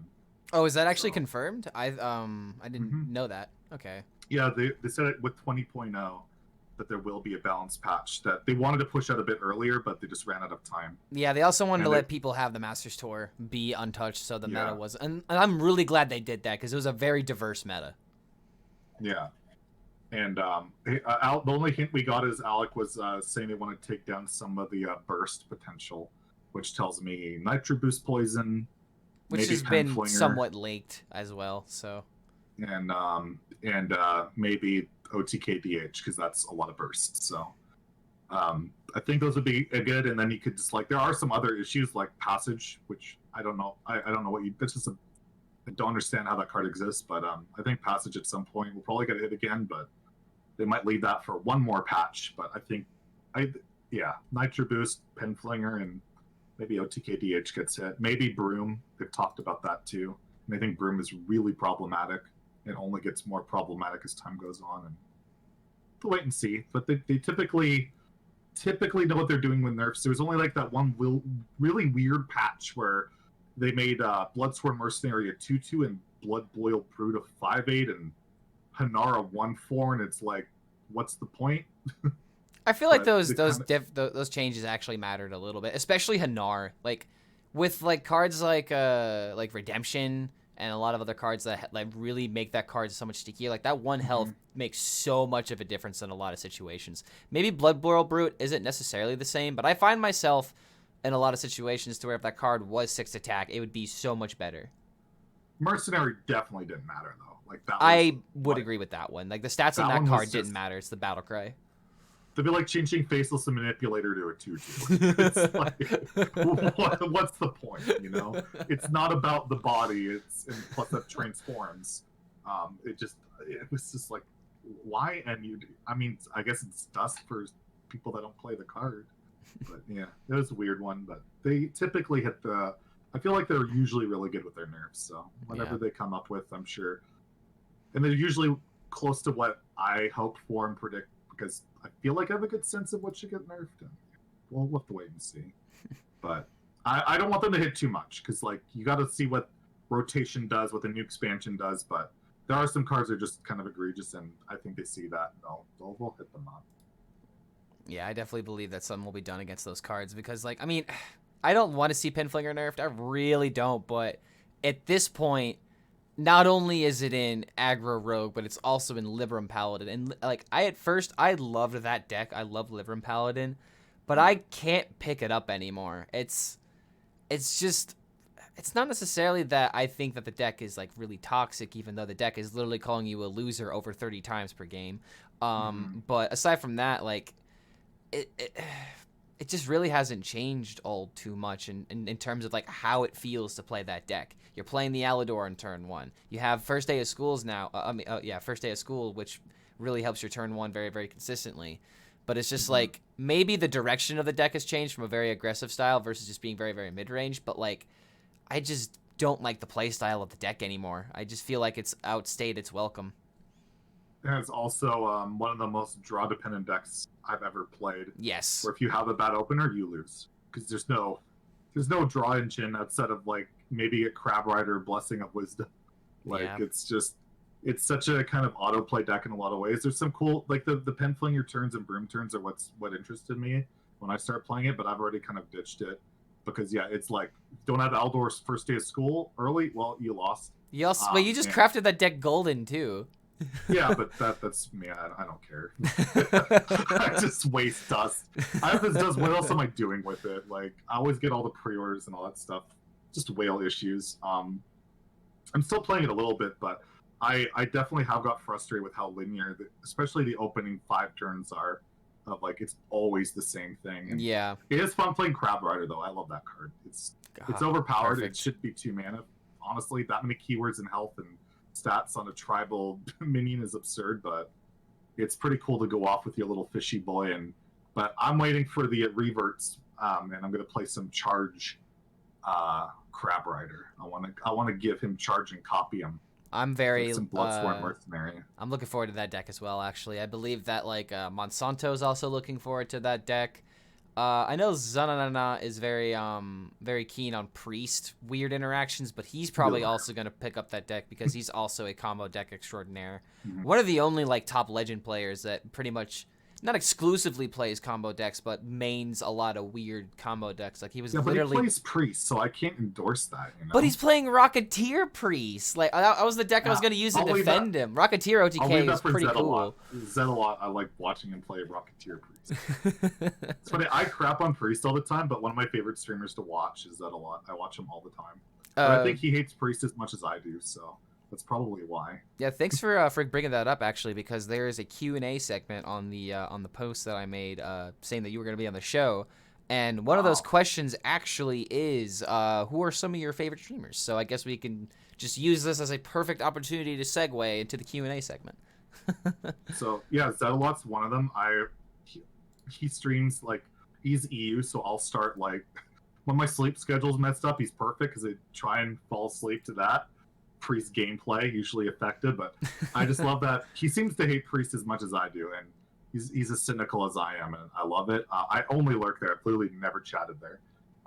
Theo, I'm always in his stream. All we do is bust each other's balls. It's great. Yep. Um, I often see you in there as well. yeah, I love the dude. It's funny. I was streaming like it way back when I started before I was partnered. Just I would stream whenever, all the time, like 12, 16-hour streams, and it was like middle of the night. And then randomly Theo hosted me for like 30, 40 viewers, something like that. No idea who the dude was. I followed him after, and we've been friends like ever since. He's blown up. I've taken off. Like it's just been really cool. So Theo, Crip was where I started watching Hearthstone. Yeah, you were a mod for him, correct?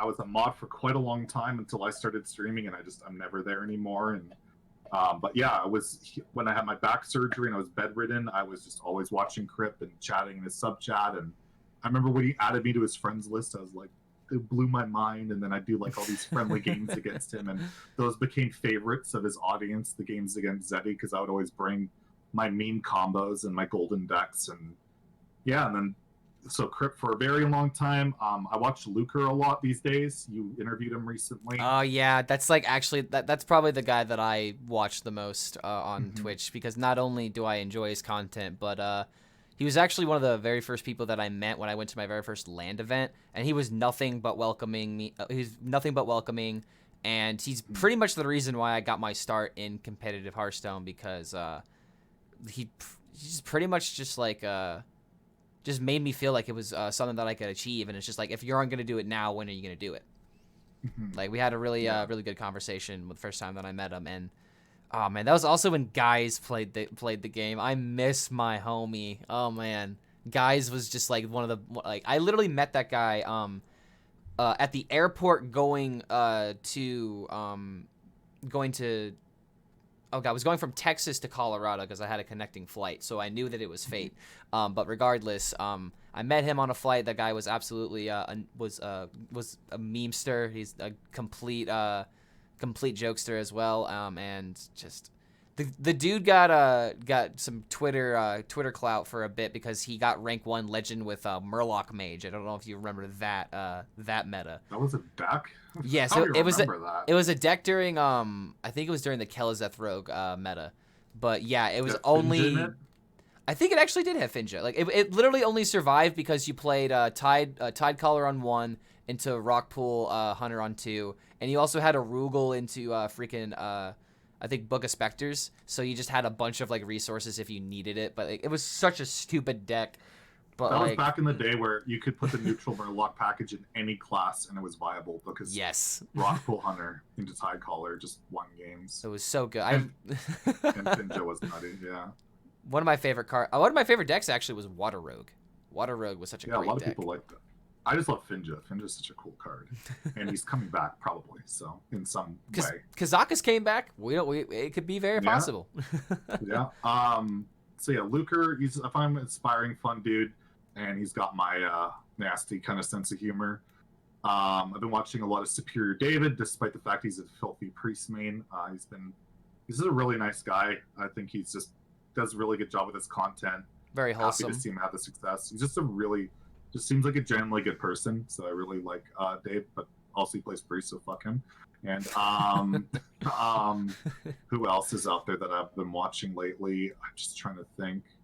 I always feel bad because I watch a lot of people and then I'll leave people out and I'll feel bad. I've been watching Rarin in the mornings. Rarin, fellow YouTuber, he's a really good dude. He's trying to make this Hearthstone thing. I know he's stressed out these days, but I was in his chat the other day. I saw how stressed out he's been. He's real. I mean, it's hard when you're literally like living effectively paycheck to paycheck, and your livelihood is tied to the success of a game for the most part, and it's stressful. especially when you see things aren't going particularly well, certain stuff. So, but I mean, I think he's like me, just can't turn his brain off, and is always going to be thinking and worrying. But that's why he'll succeed. That's something. If you're that passionate and you work that hard, you're going to succeed one way or the other. So he'll be fine. But yeah, I enjoy his stuff, his content. There's probably a bunch of other people I can't even think of, but I guess I want. Oh yeah, I'll shout out a couple of people like that are non-partner that, like, I just recently discovered Violet. She seems really cool. Violet. Violet. She's like Violet TV, I think, on Twitch. I recently got to discover her. I think she's like only like 19. She plays like top 200 legend. Really chill. I've been enjoying her stuff. Concerned Mom, I watch all the time. Wild player. He's not partnered. I watch Slizzle a good amount, another wild player. And yeah, I always like watching non-partnered streamers more than a lot of the, because it's just, you always get that personal interaction, and you know how, if you keep continuing as a non-partnered streamer, you're doing it because you just love to do it and it's fun. And that's like, I don't want to take a shot at Crip or anything, but I watch Crip these days, and I watch someone who just, I don't see the passion there anymore. I just see someone who just streams, who just, is doing it because he's done it for so long and it makes great money and he's doing extremely well, but I don't see that passion and drive anymore. And you see that in his YouTube content. It's just gameplay now. He used to do like what I used to do, like the discussion stuff, and if something That's what I watched back in the day. I watched all the Crip videos that were him just like discussing about cards. Like, yeah, I actually watched a lot of Crip content back in the day, and now I agree with you. He's just not there. That's all gone. So like, I gravitate to the people that are just doing it because they love it, and a lot of those people are the non-partnered streamers because they're not making that much money at all. They're just, they typically, like Superior David, he has another job, right? Like, a lot of these people just do it because they love it, and you can just tell. And I gravitate to that. So, yeah, someone like that. And I watched a lot of like Liquid Ox. I watched him a ton. He's a young kid, but he's really fun, and he got partnered not that long ago. And it seems like everyone that's got partnered recently, I've been watching for a while. Like Judge, he plays Arena. Happa Bear, she plays just all sorts of stuff. My friend Alkali Likey, I watch a lot. There's so many people I watch just in Hearthstone, and there's people I watch in non-Hearthstone as well. So, lots of content. I just digest content, and I guess it's like I was a movie buff and now becoming like a Twitch Hearthstone buff. I don't know, collect all the Hearthstone streams. Yeah. So yeah, I just watch a ton of these people, and it's just a lot of fun. And I just wish I could shout everybody out, but I can't. It's just impossible. That's why I did like the Hearthstone YouTuber of the year, and I tried to literally list everybody I could think of. And yeah, the Zeddies. And then I forgot people like Ecor, Christian Hearthstone. There's some other people I forgot, and I'm like, drove me crazy. But oh man, I actually I try to include people's links that we discuss in the description. So this is going to be a lot of homework. Let's mention Tice, RDU, Solemn, Raffle. Just list every streamer. Just get them all. Ali Straza, Gamer RVG. You got them all, right? Oh man, I'll go. Editor Clark will figure it out. That this is something that I'm not writing down at the moment, but that's really the only thing I don't enjoy about the podcast is sifting through 4 hours of video. But I tend to remember the interview, so like I'll have to like go I'll definitely like probably watch this one like minute to minute. But other than that, I go through it pretty quickly. No, I don't blame you. I've been doing my interview series. I do my monthly one, and I actually just straight up upload it. I don't put any. I do a lot less work than you do. I just rip the. I record the interview, I render it, and I kind of call it a day. But it's probably better for me to do it that way. But it's just like I don't want to just put up YouTube content like that, because I always try to like diversify myself a little bit, because I like to put effort in every single one of my videos, and I don't ever want someone to be like. Are you saying Clark just said I don't put effort into a single video now? Wow. Hot takes, right? Hottest take of 2021. But I always try to make it look like I at least like touched it, edited it, like there's something at the beginning, there's some kind of like change to where like, oh yeah, this guy is an editor. He's not just a gameplay person. And it's just like, it's also another reason why I have like an intro in every single one of my deck spotlights, because Mhm. there are some people that don't necessarily care about the gameplay, but they just want to know how the deck is played, and I can't do deck guides for everything because I don't understand decks to Yeah. that intricacy. Like, I made the OTK Demon Hunter guide because I literally played that deck to Legend on the very first day of a ladder reset, and I had a very good grasp on that deck, and that's the most successful video that I've made so far, is that guide, because Mhm. people really do value those kind of guides. Yeah, like if you've watched any of my video, even when I did my gameplay videos, I always made it an effort to record an intro, because I feel like it gives that person. I don't know. Whenever I watch a gameplay video where the person literally the second it's just the beginning of their VOD. Like I Yeah. don't know. It's like, why don't I just watch their Twitch? Like, Exactly, and that's get why I like to nothing diversify out it. of it. YouTube Yeah. content does so much better when you make it specifically for the YouTube audience. Yeah. And I'm not gonna spill all the trades, but like I've asked a lot of people for advice, and one thing that I remember specifically when I had a talk with Regis Kilbin was that if you specific, like, there's the Twitch content that you can upload onto your YouTube channel, and that's fine, but you gotta be able to personalize it for the YouTube audience, because they don't watch your Twitch for a reason. There are some Yeah. people that only watch your YouTube channel, and those are the people that you need to please. Yeah. And like Regis does a good job where he'll have some videos where it's just gameplay, but he always has, like, you know, he'll have a discussion video or review stuff. Yeah. And, Hey, buddy, watch this.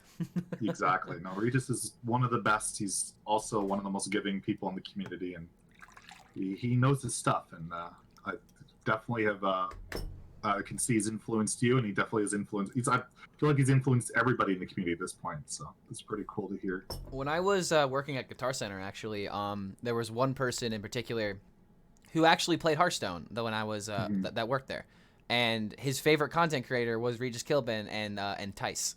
Those are the only two content creators that he would consume, and I remember him specifically talking about how Galakron Shaman was busted, because I was right when that expansion came out.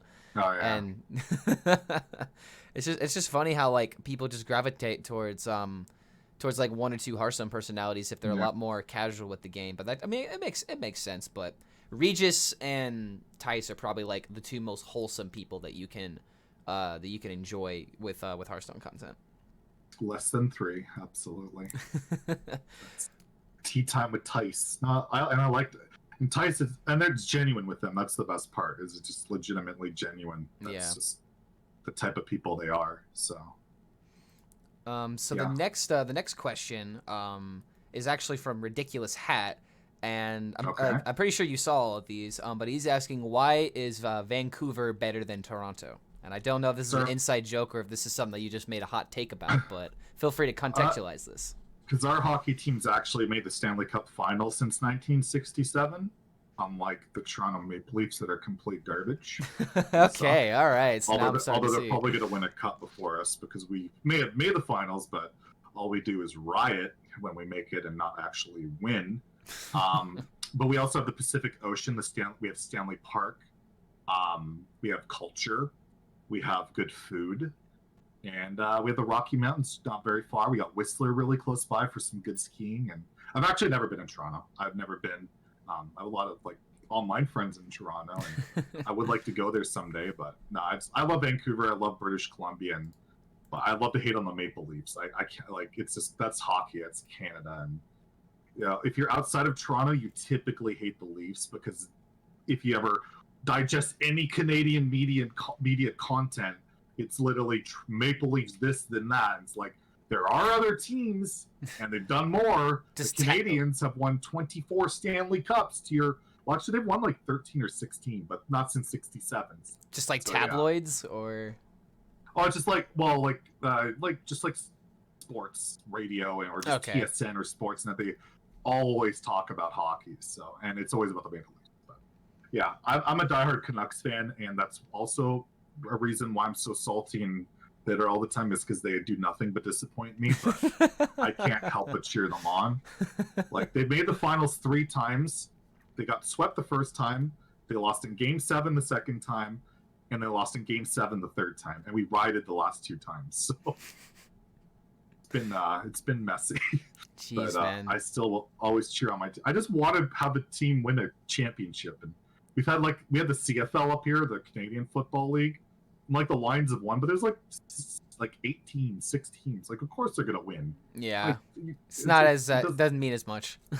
like, it was cool when the Raptors won the NBA championship. That was pretty sweet. But that's the Toronto team, and I want a Vancouver team to win a big one of these days. So like when we won the Olympic gold medal in Vancouver, that felt like the closest I've been to getting that feeling. And we won it in Vancouver, not Toronto. So there you go. Another reason why Vancouver is better. All right. I figured that there was some kind of context to that. Like, Ridiculous Hat likes to ask these very specific questions because he's just that troublemaker. Exactly. Like, we literally had a almost 4-hour podcast because he's such an interesting person to talk to, and picking his brain. Like, if he decides to donate his brain to science, then whoever dissects that brain is going to have a very large assignment, to say the least. No kidding. The next question is from Inferno Knight 9. Why is Nova so cute? Real question. When did you get Nova, and how old is she? So some information about Nova, because I've seen her on the stream every now and again, but she's usually to herself. Yeah, when I'm streaming, she bails. She always bails. Or if I start recording, she bails. Like, once I start talking, she's like, I don't want to hear this crap. She knows. Yeah, but once I'm done, it's funny. The second I'm like near at the end of my stream, that's when she comes in and starts meowing at me and just wants attention. And when, like, after I'm done recording a video and I'm editing, she will not leave me alone. But I don't know how old she is exactly. I actually don't know. I think she's 10 or 11. So the deal with Nova is my ex-girlfriend, her cousin died. He was like around our age. He passed away, and he had a cat and a dog. And Aaron always wanted a cat. I never wanted a cat. I hated cats. So I'm like, okay. And this was back when I was bedridden with my back injury. I couldn't do anything. This is usually how people get pets. Is that the girlfriend wants a pet, and they're like, I don't want it, but I guess you want it. I love dogs. I grew up with dogs, so I was just a dog guy. Okay. But so she's like, I want it. I'm like, fine. We'll try a cat. We'll have the cat. So we picked up Nova, and I was always in bed, and she just started, like, she was shy, and then she inched closer into the room. She would lie on my backpack, sleep a bit away from me, and then one day I woke up and she was just asleep on my lap.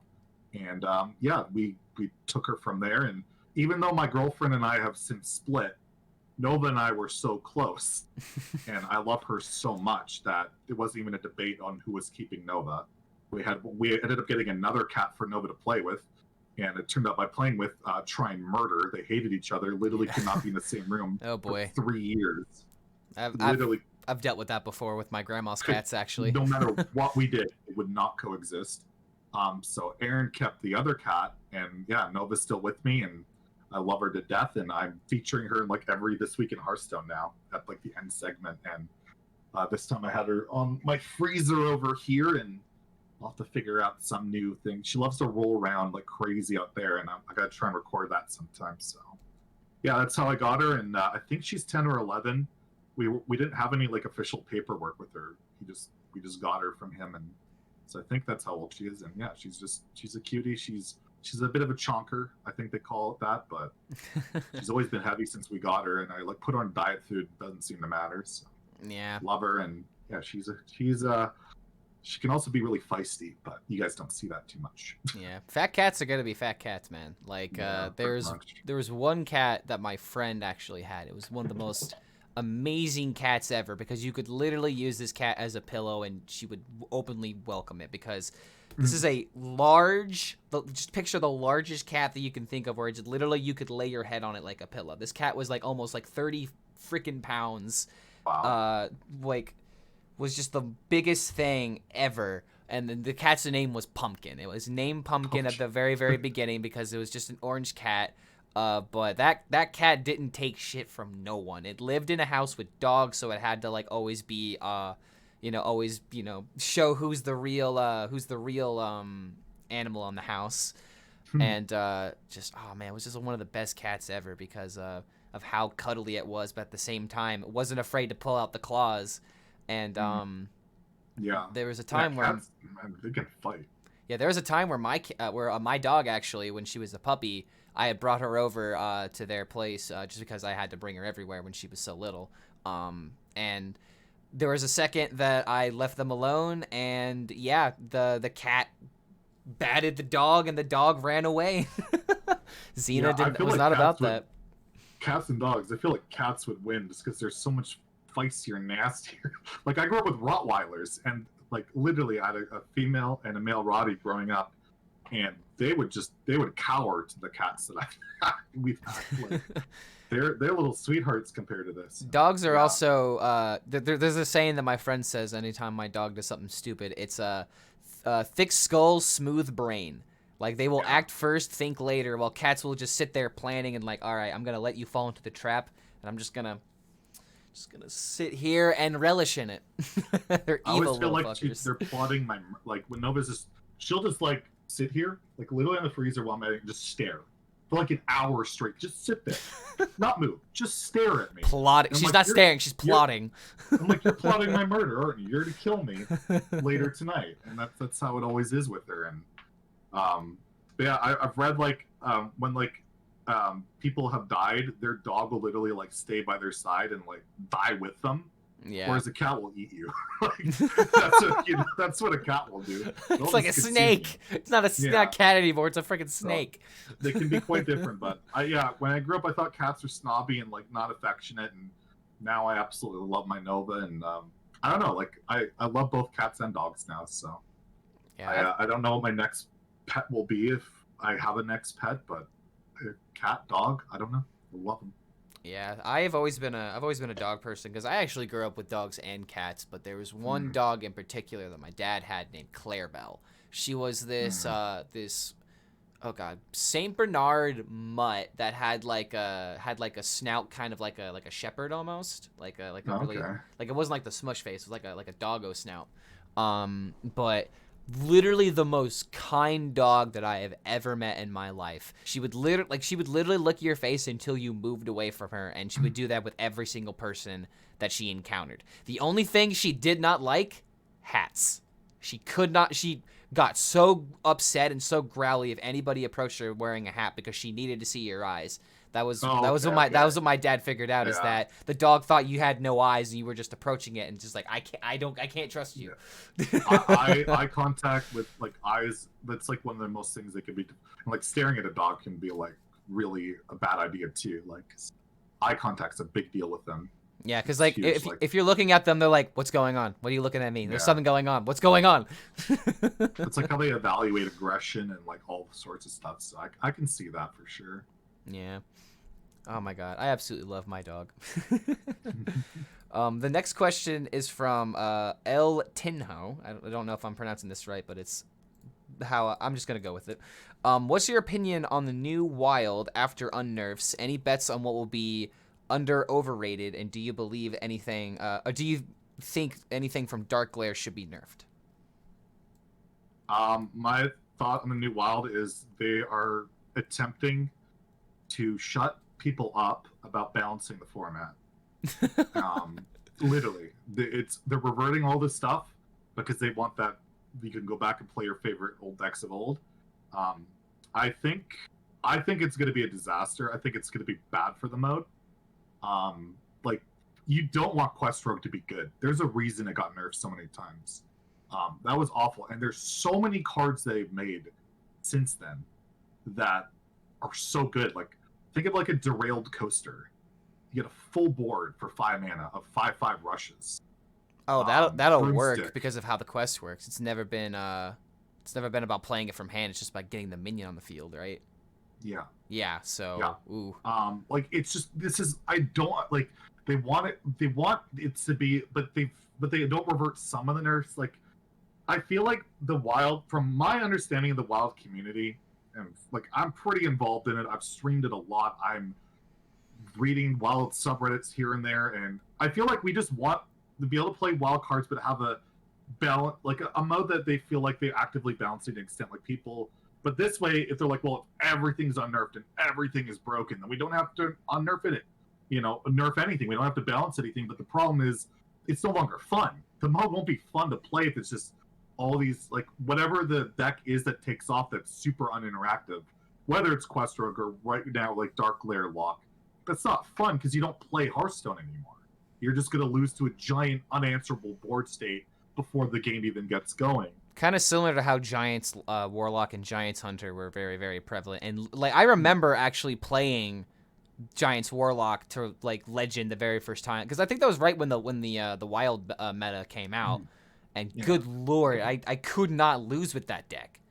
Yeah, and I feel like, so to answer that, do I think what will be overrated or underrated? I don't really know. Quest Rogue might be overrated because maybe I can't see how it's underrated. You literally play the pirate Shadow Step and you're done.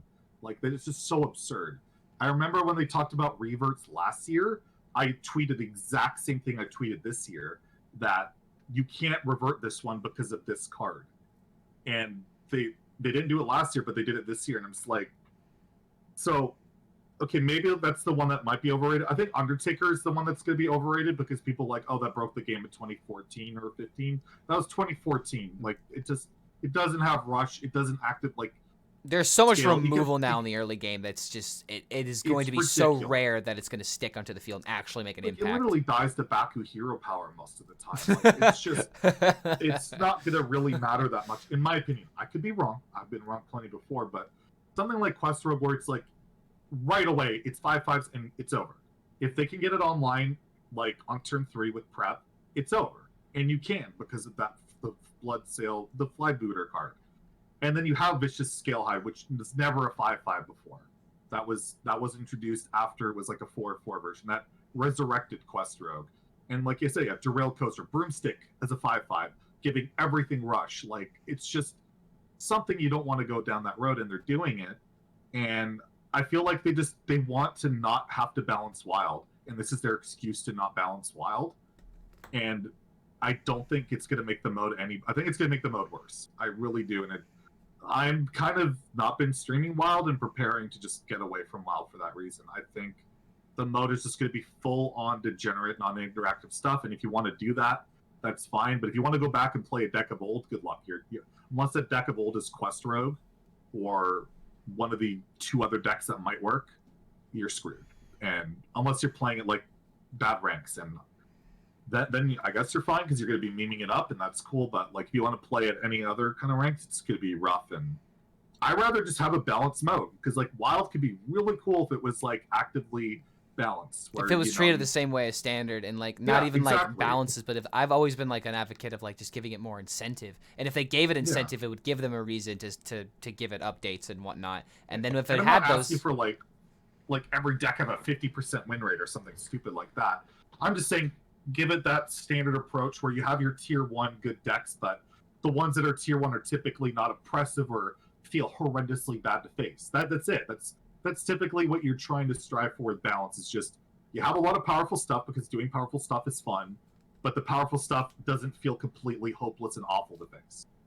I think that's as good as you can hope for, right? Yeah. And in Wild, that just doesn't seem to be like with Dark Lair Warlock right now.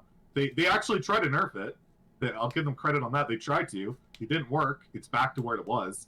But with like Secret Mage, it's been the same thing forever. Ra's a Priest, they reverted that one, and it's been a menace ever since. And it's like, I don't know, people. I just feel I see the interest in Wild going down because of all this stuff. In my opinion, I saw a lot more excitement about a Wild over a year ago. I feel like it's gone down personally, and I don't know why you'd want a format to not do well when you have it. Like, why not just put a little bit more into balancing? That's why I even offered, like, just do like a Wild committee where you just ask the Wild community for something, just to like, okay, you guys aren't happy with this, and I don't know, because they don't want to put the effort in. We can do it for them, but of course they're not going to do that. I don't know. It's just, I'd like to see a more active balance, and I do think that the reverts is just worse for it overall. I'm fine with reverting cards that like were only standard centric nerfs, like Dragon Queen and Serenite Chain Gang and stuff like that. That's totally cool. But when you're actually reviving old broken archetypes, then I think that's a problem. That'd be like, for me, reverting Quest Rogue is like reverting Naga or reverting Snip Snap. Like, why? Like, you literally do it because it's bad for the game. Why are you putting something that was bad for the game back?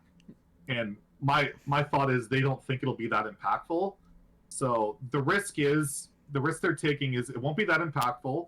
and then it was pointless to unnerf it anyways for the most part, or it's impactful and it makes the mode significantly worse.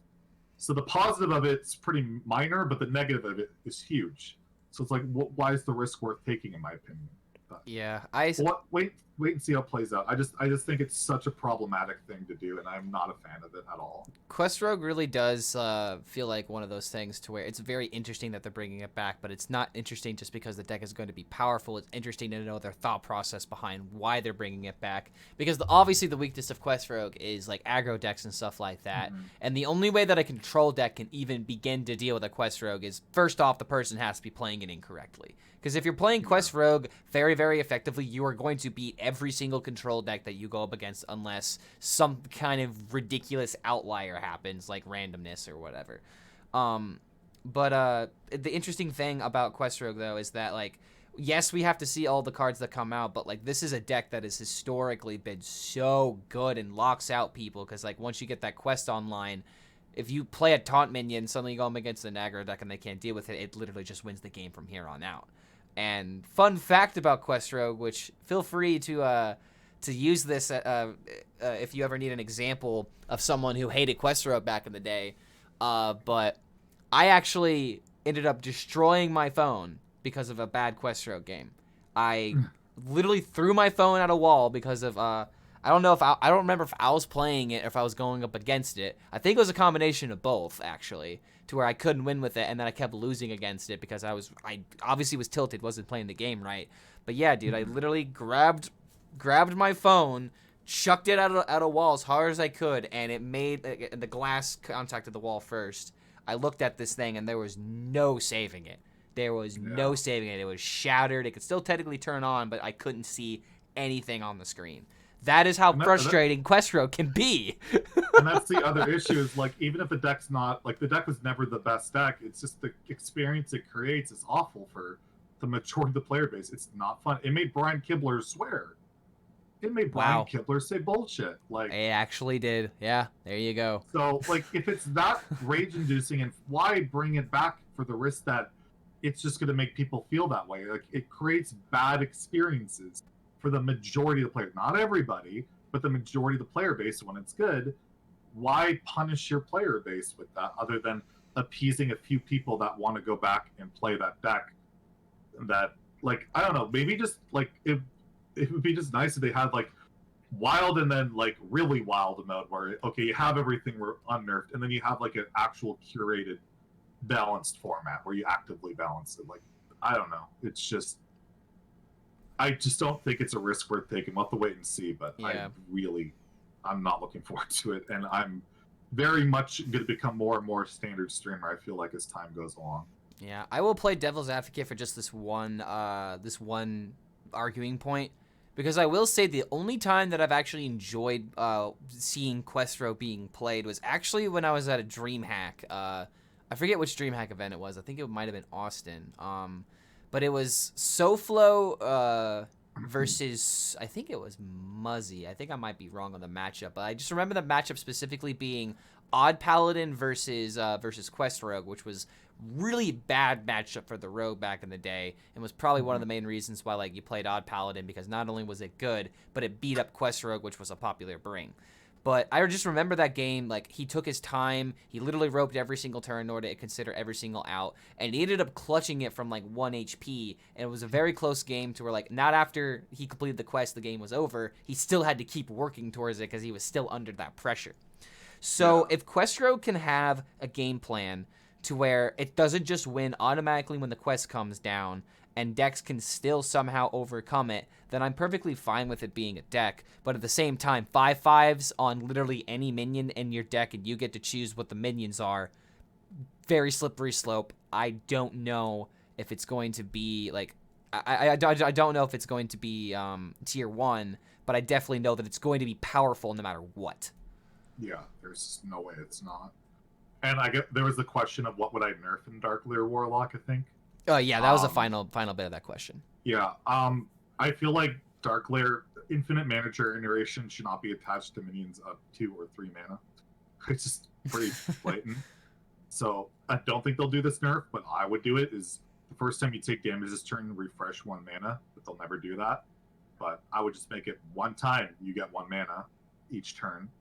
But I think likely what will happen is Broom or Penflinger are going to get nerfed, and that'll basically indirectly nerf that deck because they're hard carried by those cards. So that's probably what'll happen. I also would consider hitting Raise Dead to be like 1 mana, because that's also just should not be 0. But yeah, those were the cards I would hit. But yeah, like I don't understand they do infinite mana generation and infinite value generation on 2-drops these days, and it's just really something I've never been behind, but they like to do that, and it always seems to be problematic. Yeah, Sethic is like another great example. Like that's a card I'm always frustrated to see, because like I kill that card immediately, even if it's not correct, even though most times it is correct, because good lord, the amount of value you can excrete from that card is just blah, blah, blah, blah.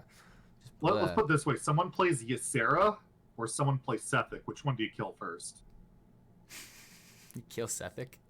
Or are you talking about old Ysera? Old Ysera. You're gonna kill Sethic. Yeah, you kill. Or you're gonna kill the 9-mana legendary dragon. That's the absurd power level of a 2-drop. Like, yeah, specifically it's a little silly. Specific spells, man. Like it's not even the card giving you random cards; it's the card giving you a random pool of very specific cards. Like it's why Wand Maker is good. It's why Cobalt Spellkin is good, better. And they will get better as time goes on because the pool will go down. So whatever card is really good to pull from it, you're obviously gonna get some value out of it. Yeah. So yeah, we'll have to wait and see what happens with Wild, but I'm sadly skeptical. I'm really positive about a lot of changes about Standard. Wild, not so much. Yeah. So that is the end of the Q&A segment on the actual Twitter post. But I have one more question. Somebody asked why do my mods suck? I believe. Yes, there is that question, but I wanted to just try and avoid those. I will answer my mods, because one of my mods asked this. These guys don't do anything. Okay, so I was actually wondering if that was a toxic approach, but it's actually an inside joke. Yeah, it's my mods. Okay. I've been giving my mods, like when we do arena predictions lately, I literally put them all up. They don't do anything. My mods literally, I time everyone out, I ban everybody, I do all the predictions, I do everything. But I really don't care because I can do it. It's fine. But it's just, if I ever do need help, they're there. But it's just funny to bust their balls. We like to harass each other in our community. It's fun. So yeah, that was a well-intended inside little joke on the Twitter. But I did see it, so I wanted to give my shout out to my mods. I appreciate you guys. Yeah, thank you for bringing that to my attention, because like I said, I thought that was just a salty comment. No, I could see that. But yeah, the last question that I wanted to ask you personally was what exactly are your goals specifically with YouTube? Because it's been a very hot topic on for like Hearthstone content creators on whether or not they want to be able to stick with the game, and if you personally were to explode to the point where you feel like you could deviate from Hearthstone and not necessarily like leave the game entirely, but focus on something else, is there anything that you particularly are hoping to go down if that becomes a possibility? Well, I'm very passionate about gaming, and you heard me talk about movies. I love movies, but I don't think I'd ever go down the road of like trying to explore film and like critiquing film as like my style. I love gaming probably first and foremost, and if Hearthstone were to go, the way of Artifact, not exist basically, I wouldn't stop being passionate about gaming. I wouldn't want to stop being involved, and if people were still interested in me regardless of Hearthstone, speedrunning is like probably the thing I enjoy the most outside of Hearthstone. That is so satisfying to speedrun games. I do it with like Kingdom Hearts, or at least I try it with Kingdom Hearts. I'm so bad at it, but it's still really satisfying. The problem is I'm horrible. I literally have never really tried to speedrun. I just love following speedrunning. Like Summoning Soul, I don't know if you're familiar with his YouTube. He just recently hit 1 million subscribers. He does world record progression series. I was in his first 10,000 subs, because I've been following the speedrunning scene since like 2000 and probably 8, 9, like really early on. And like I followed a guy named R White Goose, was one of the first guys I followed. It was like one of his first 1,000 subs on YouTube. He's around 100,000 now. Carl Jopso is one of his first like 10,000. He's at like 500,000. I've been following this stuff forever, and I love speedrunning stuff, and I love or not speed. I don't like to speedrun myself. I just like to follow it, and if I could like just kind of go and like explore more of that stuff, would be really cool. But again, I'm not an expert at it, so nobody really wants to hear from me on that topic probably. But like speedrunning, like Mario stuff, I really like Mario speedrunning. And, I love Mario also, 64 speedruns. That's the main reason why I got turned on to it, because I have a 64 and it literally it gave life to my my love of Mario 64 again, and I ended up buying the game because of it. Like, speedrunning made me play that game again. And like, and the original Mario as well. I watched like Cosmic Darby in particular, like to the speeder Andrew G or like speedrunners I loved watching and still do. They all pretty much stream still today. And then the other thing is just like classic RPGs. I am a diehard fan. Like if you watch my stream, my follow alerts like Final Fantasy VI with the Final Fantasy VII victory theme going. Suikoden 2 is like one of my favorite games of all time. It's like a JRPG for PSX. Like the problem I have with RPGs in terms of content creation, I've tried streaming them multiple times. They're horrible to stream. Like they're story based. Like I just want to. I want to just play and enjoy it. I don't want to, like, I can't talk while I don't want to read the story. Like, it's not a good streaming game for me, but I love playing them. And I'm like, how would I make this into content creation? And I'm like, the only person I see that really does that is like Pro Jared does like reviews on like a lot of the classic Final Fantasies. But yeah, and he's like a professional voice actor though. So like I was about to say that like Little Karibo, for example, I don't know if you're familiar with him, but he streamed recently this Yu-Gi-Oh game. And there's some dialogue between the characters, but since he does this show called Yu-Gi-Oh! The Abridged Series, he was just literally reading it in the characters' voices that he's done on the show. So that might be an interesting way of doing it if you're interested in voice acting, because I personally love voice acting. Mm-hmm. I like to do my impressions I literally have never done on stream or anything, but I used to really try and like emulate voices to. My favorite was Smeagol. I could do pretty freaking well for Gollum. But I don't know, maybe I'll whip that out one day and just go off. But I was thinking, like, if I was to deviate from Hearthstone, I would still probably keep a similar style where it's a lot of discussion-based stuff. Or I would do a medium of, like, a mashup between the angry video game nerd and the completionist, where I take my love for playing and completing a game and then putting salt and anger into it, into like an entertainment type of video where I would like, you know, explore a game and get pissed off about it or something. I don't know, but those are also two content creators I love to watch. Is the completionist?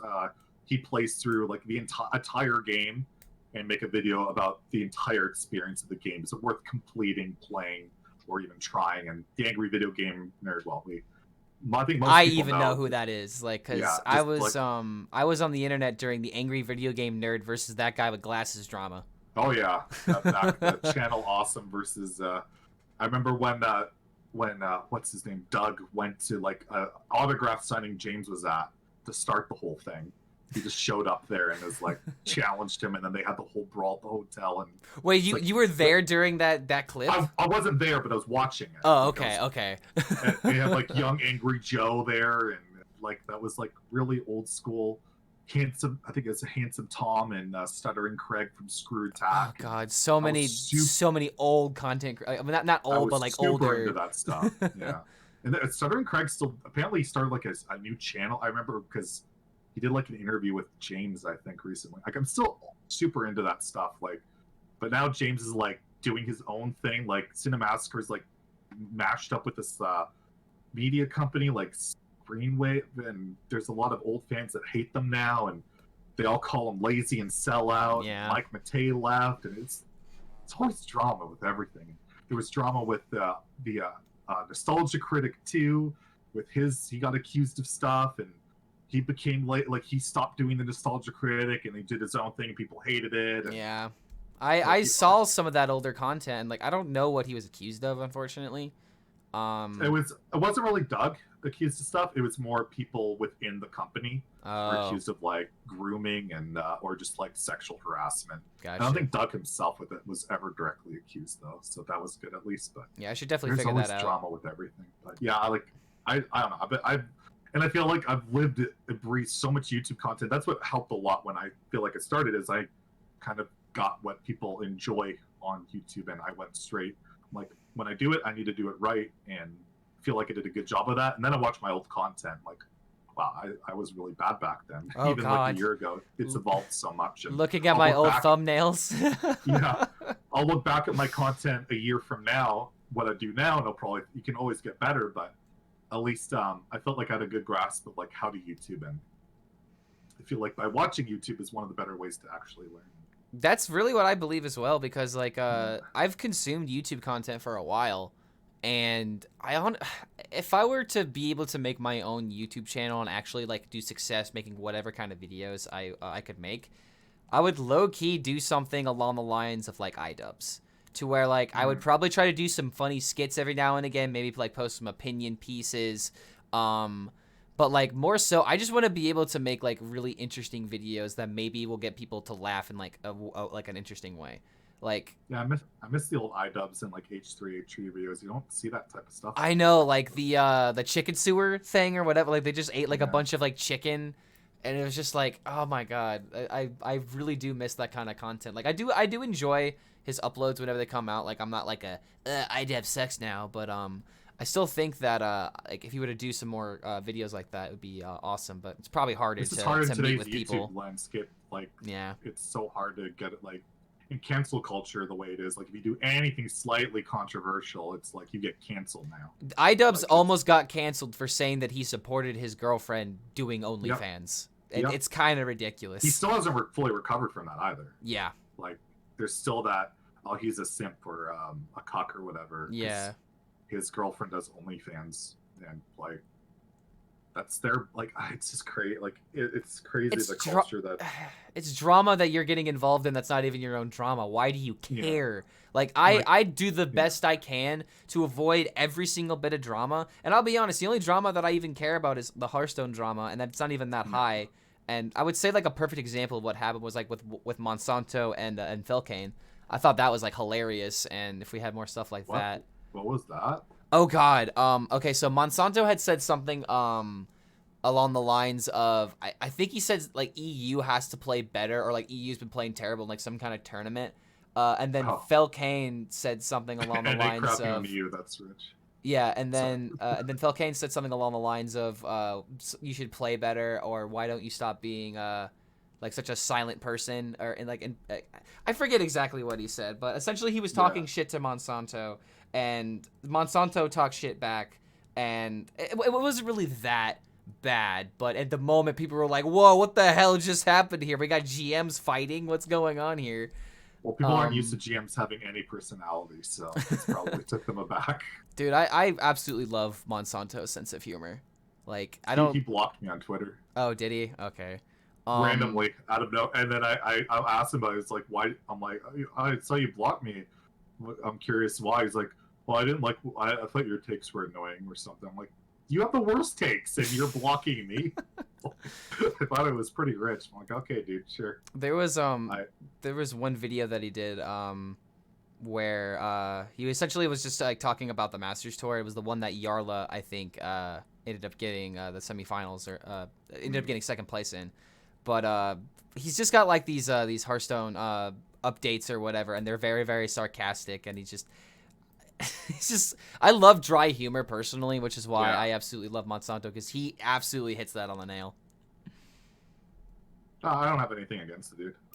I saw his like he did like kind of like This Week in HS, but like dry style. Yeah, it's exactly what I'm talking about. I did my series.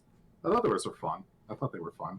I think he thought I ripped him off actually, because I every time I saw him like in Luker's chat for like three or four streams in a row, every time I'd show up, he's like, oh, he would bring up This Week in HS and like basically say I ripped him off. I'm like, you did a comedy video, I just do a series covering Hearthstone. I really don't think you can call that ripping off either, because it's not really that creative to do it this week. It's a news recap show. I didn't invent that. That's like the Fine Bros trying to trademark freaking React videos. Are you there's no ground Mojo there. Gonna come after me for making top 10 with honorable mentions? No, now everyone has to do top 11 videos because Watch Mojo has ruled top 10 as a trademark. So, hell no. I thought that was kind of... Actually, one of your guests has blocked me. I didn't even know who they were.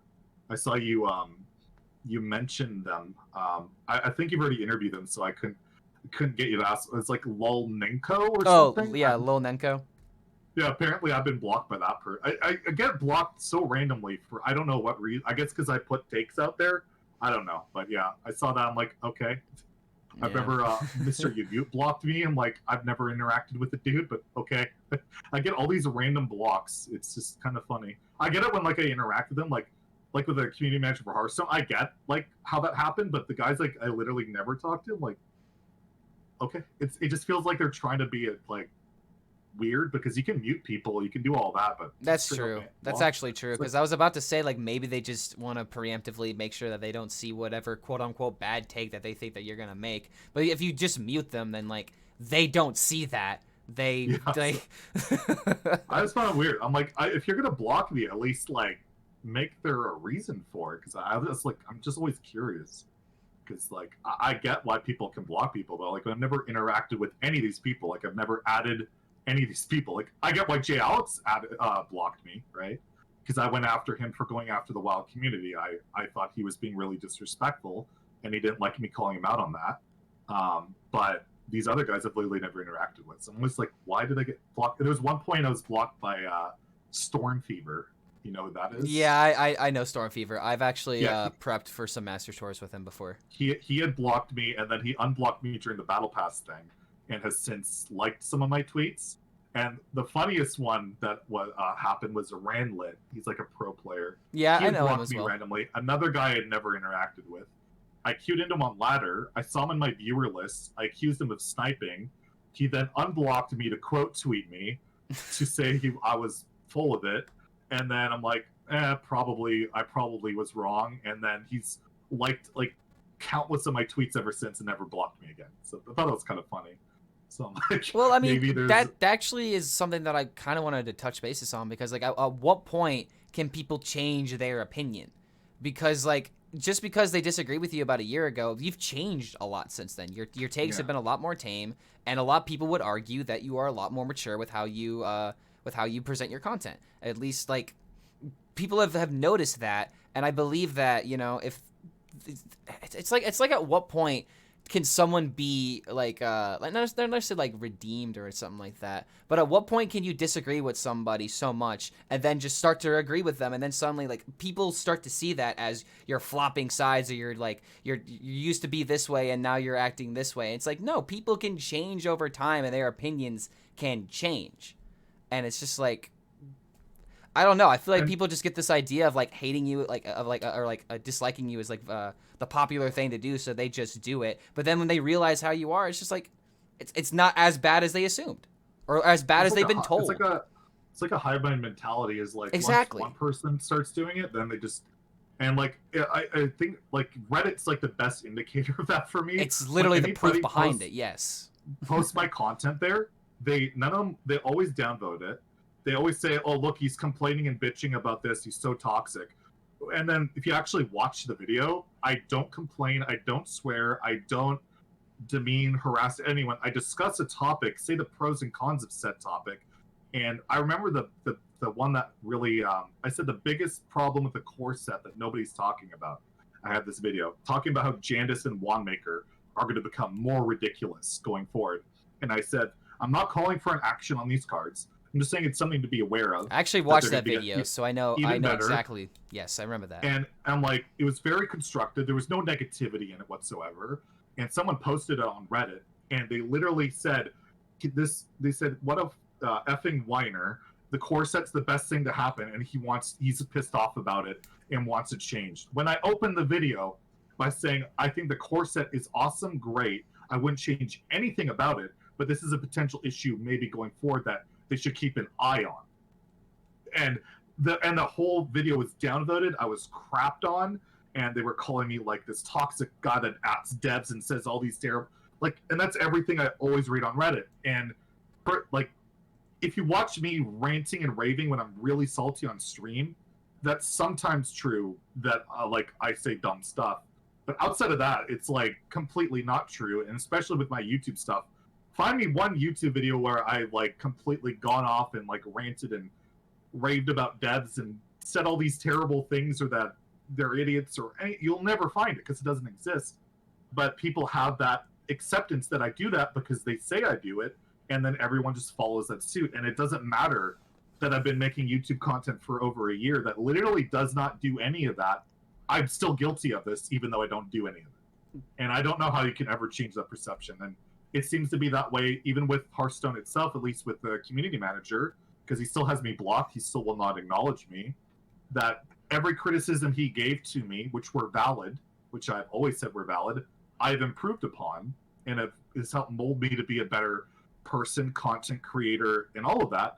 And Chris was a part of that, but he won't acknowledge that that's changed, which he asked for me to change those things, and I have, and that's the problem. But there are people that do come around, like I said with that Randlet guy, right? He came around a little bit maybe, but Igzar used to completely ignore everything I would say. I'm almost certain he had me muted, and now when he does this, like his AMAs every week, he's answered my question every time.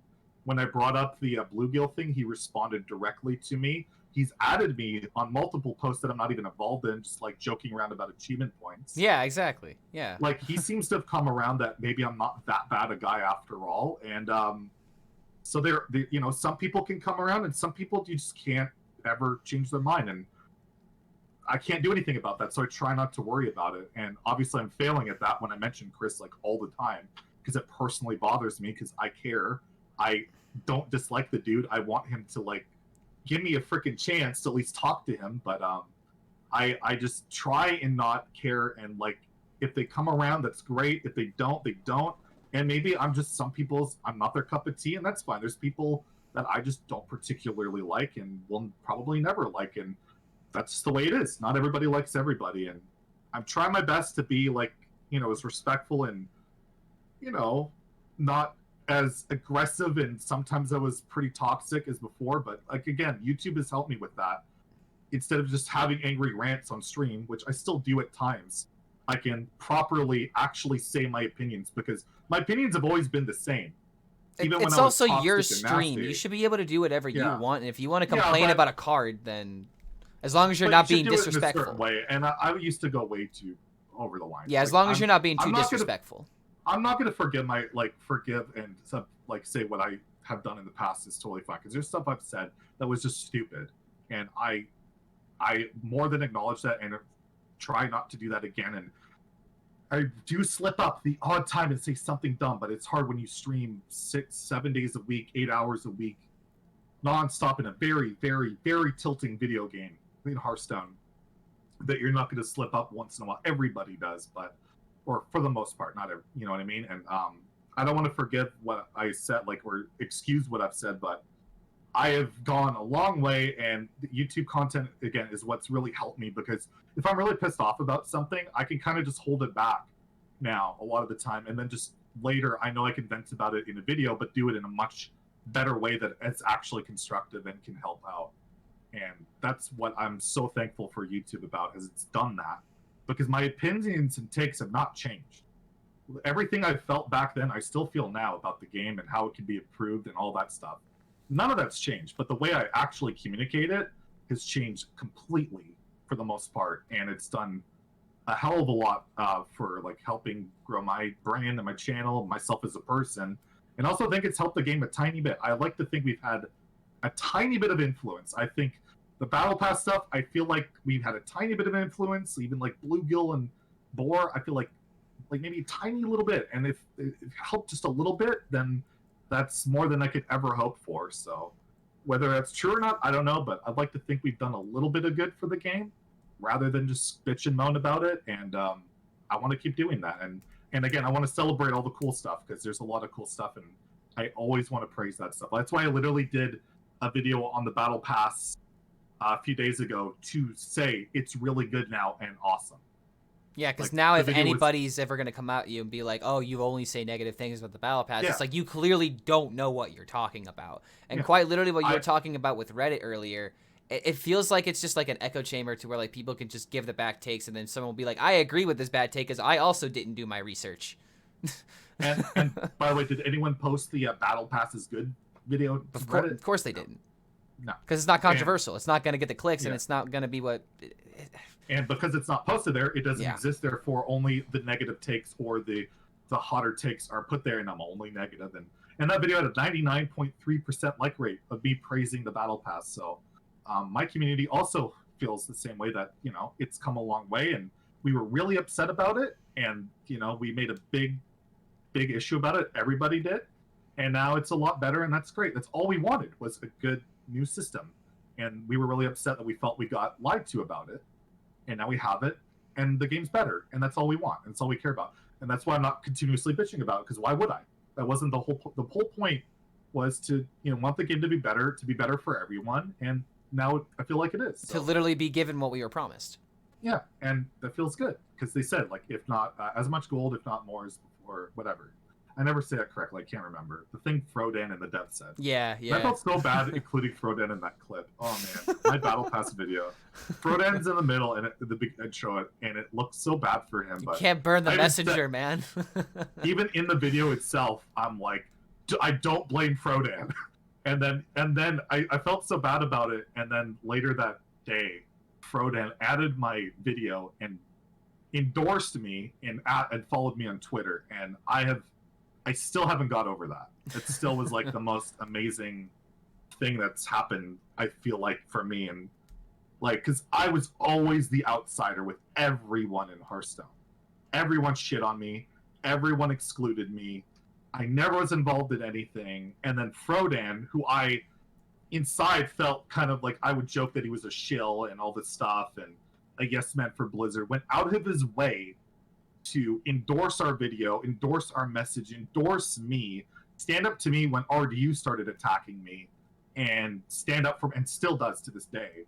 I even DM'd him, he responded, he is such a nice guy, and that blew my mind, and I'm still like, I get like emotional talking about it, because I was like at the depths of like feeling like everyone just wanted to fucking crucify me and shit on me, and it takes its toll after a while, because like all I want is the game to be better, and I'm passionate, and like it's just and to have him like stand up and still do, and see that I may be angry, but everything I'm saying is right and for the good of the game, and I think that's when I really turned that corner. It wasn't even the Battle Pass video that went viral, it was literally getting that endorsement from someone actually in the damn scene that actually has some say, and that I respect a hell of a lot, and that was crazy, and it's just, I'm just very grateful, and I have felt so much better ever since then. I don't feel like an outcast anymore. He even said in his line in that tweet was,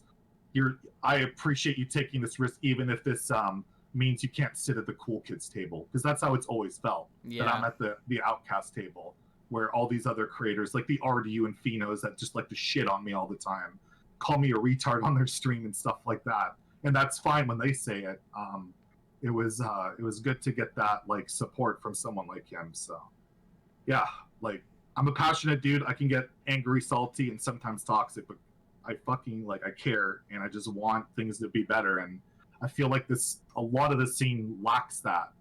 There's so few people that seem passionate these days. That goes back to my statement about Crip, who's just there. We don't have those guys that really push the envelope as much these days. So I was glad at least I can hit that role. And there's other people, of course, but it feels like it had kind of taken a back seat for a while. But even saw him like speaking up, and feels good to have some people actually doing that again. Yeah, so thanks. Thank you for telling me that, because that just gives me more reason to love Frodan, because I've actually met Frodan before, and exactly how he is on cast is how he is with people. He's very, very, very chatty, hangs out with a lot of people, and especially back in the day, he was with the Tempo Storm group, so like it was before he like really was like the face of a lot of like Hearthstone casts, and just like that passion has not left that man. He is still just as passionate as with Hearthstone as he's been since day one, and that's the thing that I absolutely love.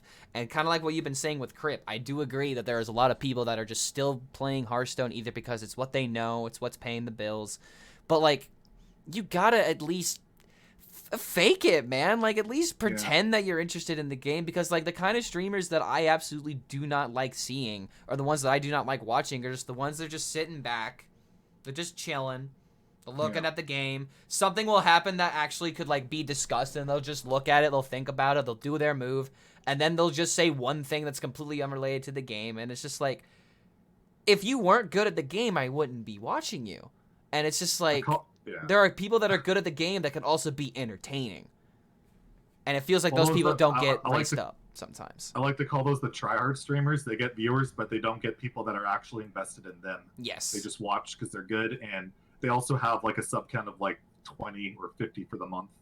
And you know, like they're not going to make the bill pay the bills actually by their streaming quality. Like, yeah, you need like someone you need a bit more engaged. Like I like people that are more engaging. Like I know I just crapped on Fino for like shitting on me, but he's been an example of someone the game but is entertaining, and he's like over 1,000 viewers now because like he's always he's at least always entertaining. And yeah, I don't like the robotic style so much, and it's just I feel like I don't want to like throw people under the bus, but yeah, because like I would say that like I like the people more invested. I would say that like someone that probably could have fit the description of what I just said was technically Theo, but at the same time, Theo actually discusses his plans. He's very, very articulate with what he's doing with his plays. He reads chat. He actually does what he can in order to make sure that it's not just dead silence all the time, because that's my biggest problem with a lot of Twitch streamers, like either if they're upcoming or they're established, is that if there is blank noise on your stream, what are you doing? Yeah. I don't know if you've watched my stream. I don't know if there is a moment of noise. There isn't. There literally isn't. And like there'll be some people like at like lower viewer counts that like I'll take a look at their stream and they'll be like, "Give me some advice. What do I do?" It's like, well, first put on some music, buddy. Yeah. Like just have something in the background. It does like wonders for keeping people in your stream. I want to give you a spoiler on Theo in terms of him being quiet. Theo is saltier than me. Theo is madder than me. He's just quiet. Yes, I've seen some of the moments. Listen to what he's saying. He's calling garbage design. I can't believe this exists. This is stupid. He says everything I say. Yeah. Quietly. He says it quietly, and Blizzard doesn't hear him. This cut is garbage. I'm serious. I know. I've seen it. He is legit saltier than me. And I love him for it, but he's just really quiet. He's so quiet that it doesn't come off like me. I'm a loudmouth, so when I say it, it's like, oh god. But him, it's like, what? He'll be like, this deck is garbage. Why do they do this? And then he'll just queue up another game while he's talking about how stupid it is. Yeah, that's what we all do. Camp, this game is such utter garbage. Who plays this? All right, let's queue another game. Okay. Let's flip the coin again. Let's see who wins. Yeah. Exactly. It was like Ray C's tweet that popped off. Was I think it got like over 2,000 likes. Oh yeah, where it was like, I'm never playing this stupid game again. It's like that meme. Is that WandaVision or something that's from? I actually don't know what that's from. But I think it's from WandaVision. But I haven't watched anything. But I think the reason why that tweet did so well is because it wasn't just technically about Hearthstone, but it did so well. Yeah, it's just so real. Perfect. Completely Absolutely describes the game. Oh my god. I've actually, Ray C. Fun fact about him: he casted my very first appearance on a Tespa stream that actually went live to like 3,000 people. That was casted by him and Cora, and then the very first time that I ended up meeting him, he 3-0'd me with Jade Druid, and it was the first time that I got 3-0'd in that tournament, and I was like, oh man, what the hell am I doing? And he was like, yeah, there was nothing you could have done. It was just Jade Druid. He was a really chill guy though. I love Ray C. I didn't know Ray C until I called out Jay Alexander on calling out the WoW community and then blocking me. Ray C then retweeted that and followed me and said he loved me because I was calling out that asshole. So that's how me and Ray C became friends.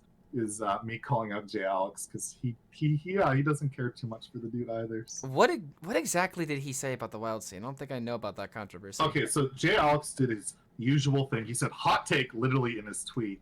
Hot take: Wild cannot be balanced or should be balanced. There's nothing you could ever do to balance it.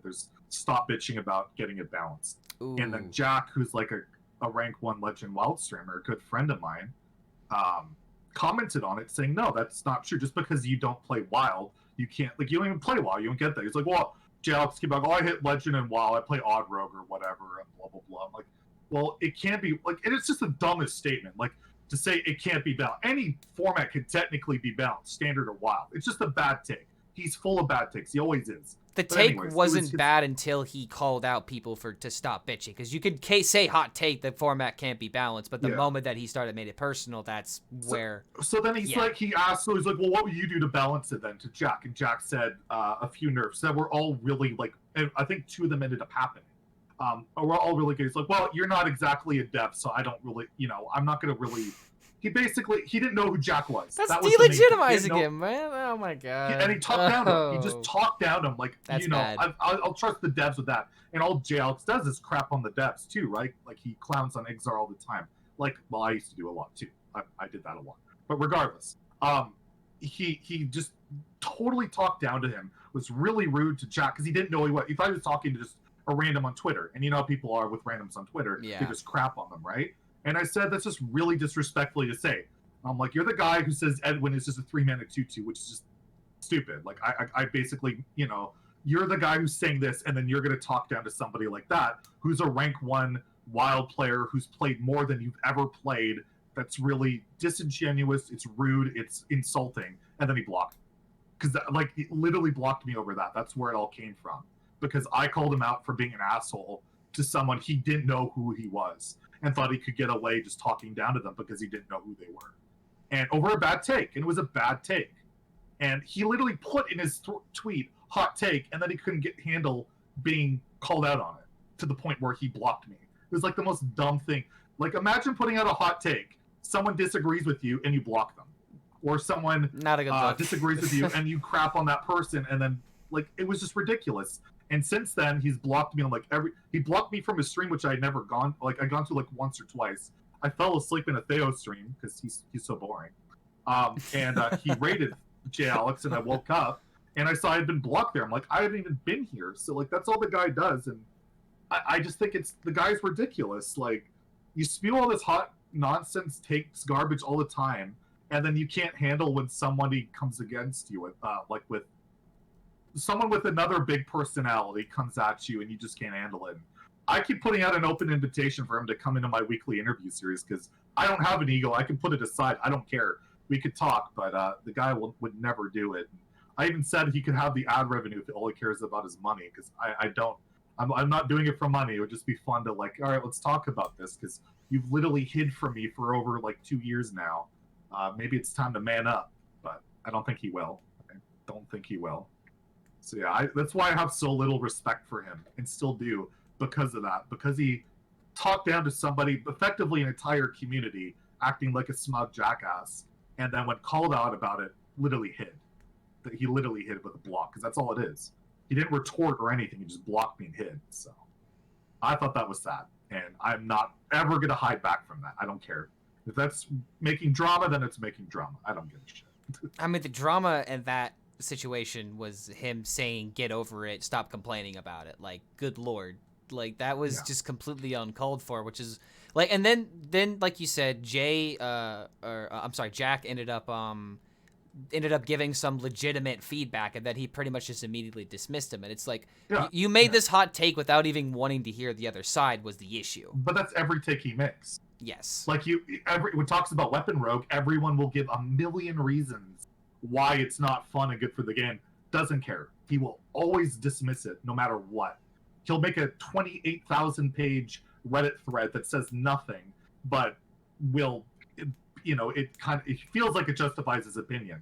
Like that's the type, like it's like narcissistic behavior in that way that it doesn't matter what take he makes, he will never listen to the other side. Where I feel like where I'm different is where if I make a take and then I realize that I'm wrong, I will admit to it and go the other way. Like I have no problem, or I'll put my biases aside. Like if there's a deck I really like I loved Soul Fragment Demon Hunter. I thought that deck was really fun. I actually got rank 1 legend with it because it was so stupid that I could just get rank 1 legend with it, having fun with it, not tryharding. But I've said the deck's too good. It should get nerfed. It's not good for the game. I can do that, but some people, no matter what, like their Edwins or their Weapon Rogues, they're so attached to it, they can't put their blinders away to just admit that maybe it's not healthy for the rest of the people in the game.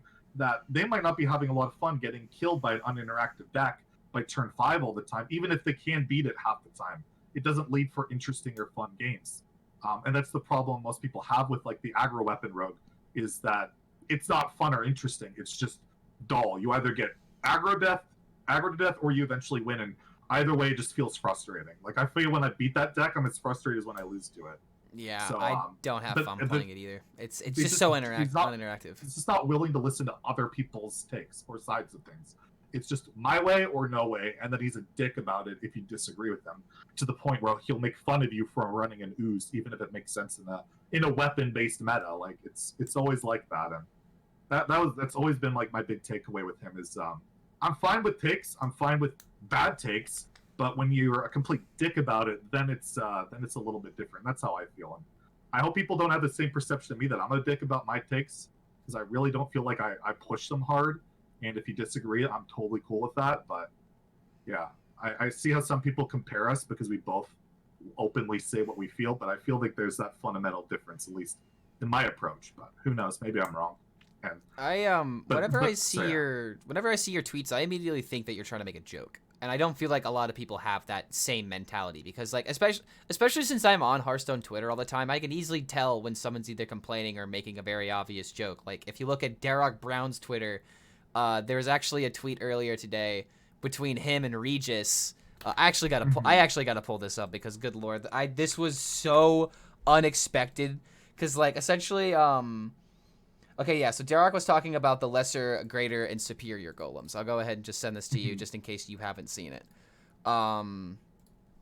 There you go. But yeah, he just said, amazing opportunity for the whole new generation of gamers to not realize that one cost is correct literally every single time.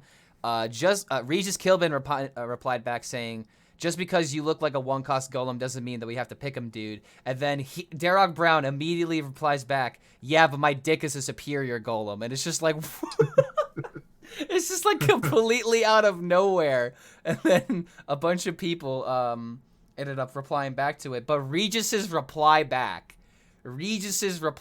was so good. I'm going to put it on the screen right now. I see it, yeah. It's just like, this is what I love about the Hearthstone Twitter. And it's just like, imagine if Darrock Brown were to say, yeah, but my dick is a superior golem, and then everyone's like, wow, Darrock, you're being inappropriate right now. What are you doing? The dude's clearly joking around.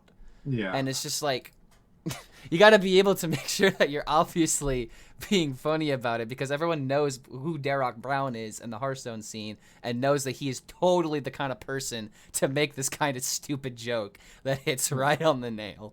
99% of my tweets are memes, but no, half of my viewers never.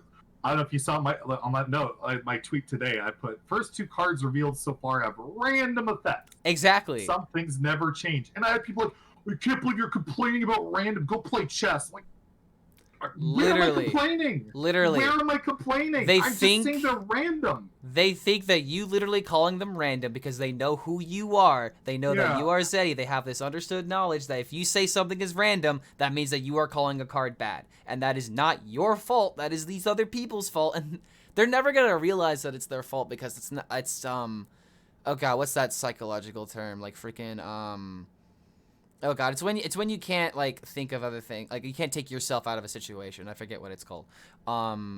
But regardless, it's just like people literally can't think about what they are doing wrong in that kind of situation, and they just have these preconceived notions that if you are saying random, that means that you are saying that it's bad design. That is not the case.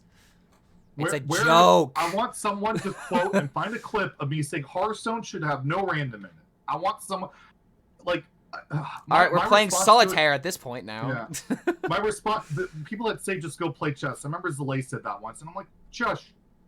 Okay, I'm like, first off, okay, chess is chess, and I'm like, I love playing poker. Poker has random elements to it, but it has a lot less random than Hearthstone. Does that make it a bad card game? No. Hearthstone has a lot of random, and for a lot of people, a little bit too much. Would some people like to see it toned down? Yes. That's all I talk about. I'd like to see it toned down sometimes. That's it. But do I want to play a game of Hearthstone with no random? Then it's not Hearthstone. That would be just awful. But I literally just put anything about random, and I always hear, go play chess. And it just triggers me so much. I'm like, that's the dumbest thing. It'd be like complaining about like my job at like accounting job. Like, oh, I hate doing checks. Like, well, we'll just go be an NHL player then. It's like they're not related. Like, it's just Hearthstone with no random is just literally Yu-Gi-Oh. Yeah, like what's the Yu-Gi-Oh without a mana system, or I guess Magic the Gathering also. But like, I mean, people are just everyone has to take everything as like such an absolute, and it is what it is. I'm not gonna stop making my silly tweets because people construe them incorrectly, and at the same time, my tweet has like 100 likes. It's not like it's bad or anything. It's just it's funny to always think. Like, the only thing I regret about the tweet was I should have said the first 2 cards revealed so far have random effects. Kazakus is pretty cool, though. Some things never change. Because I think the Kazakus is cool. I should have mentioned that probably. But other than that, like, I'm not saying it's bad. I'm just saying it's funny that it's immediately we're off to the random train. That's all. That's all. And then the next tweet I put out was, this card doesn't do anything random. I'm disappointed. It's just, it's meh. And that was the Paladin card, right? The secret card. Yeah. I literally saw those tweets, man. Like, and I obviously get that, but then there's the people that, like I said, man, like they are either so far leaning one way or so far leaning right.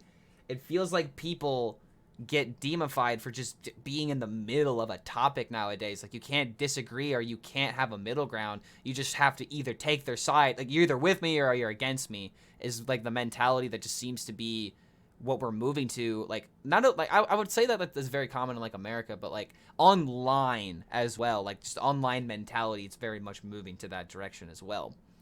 But speaking of that, there's a really fun thread I'm going to take a look at. Is Celestalon unmuted and unblocked as everybody?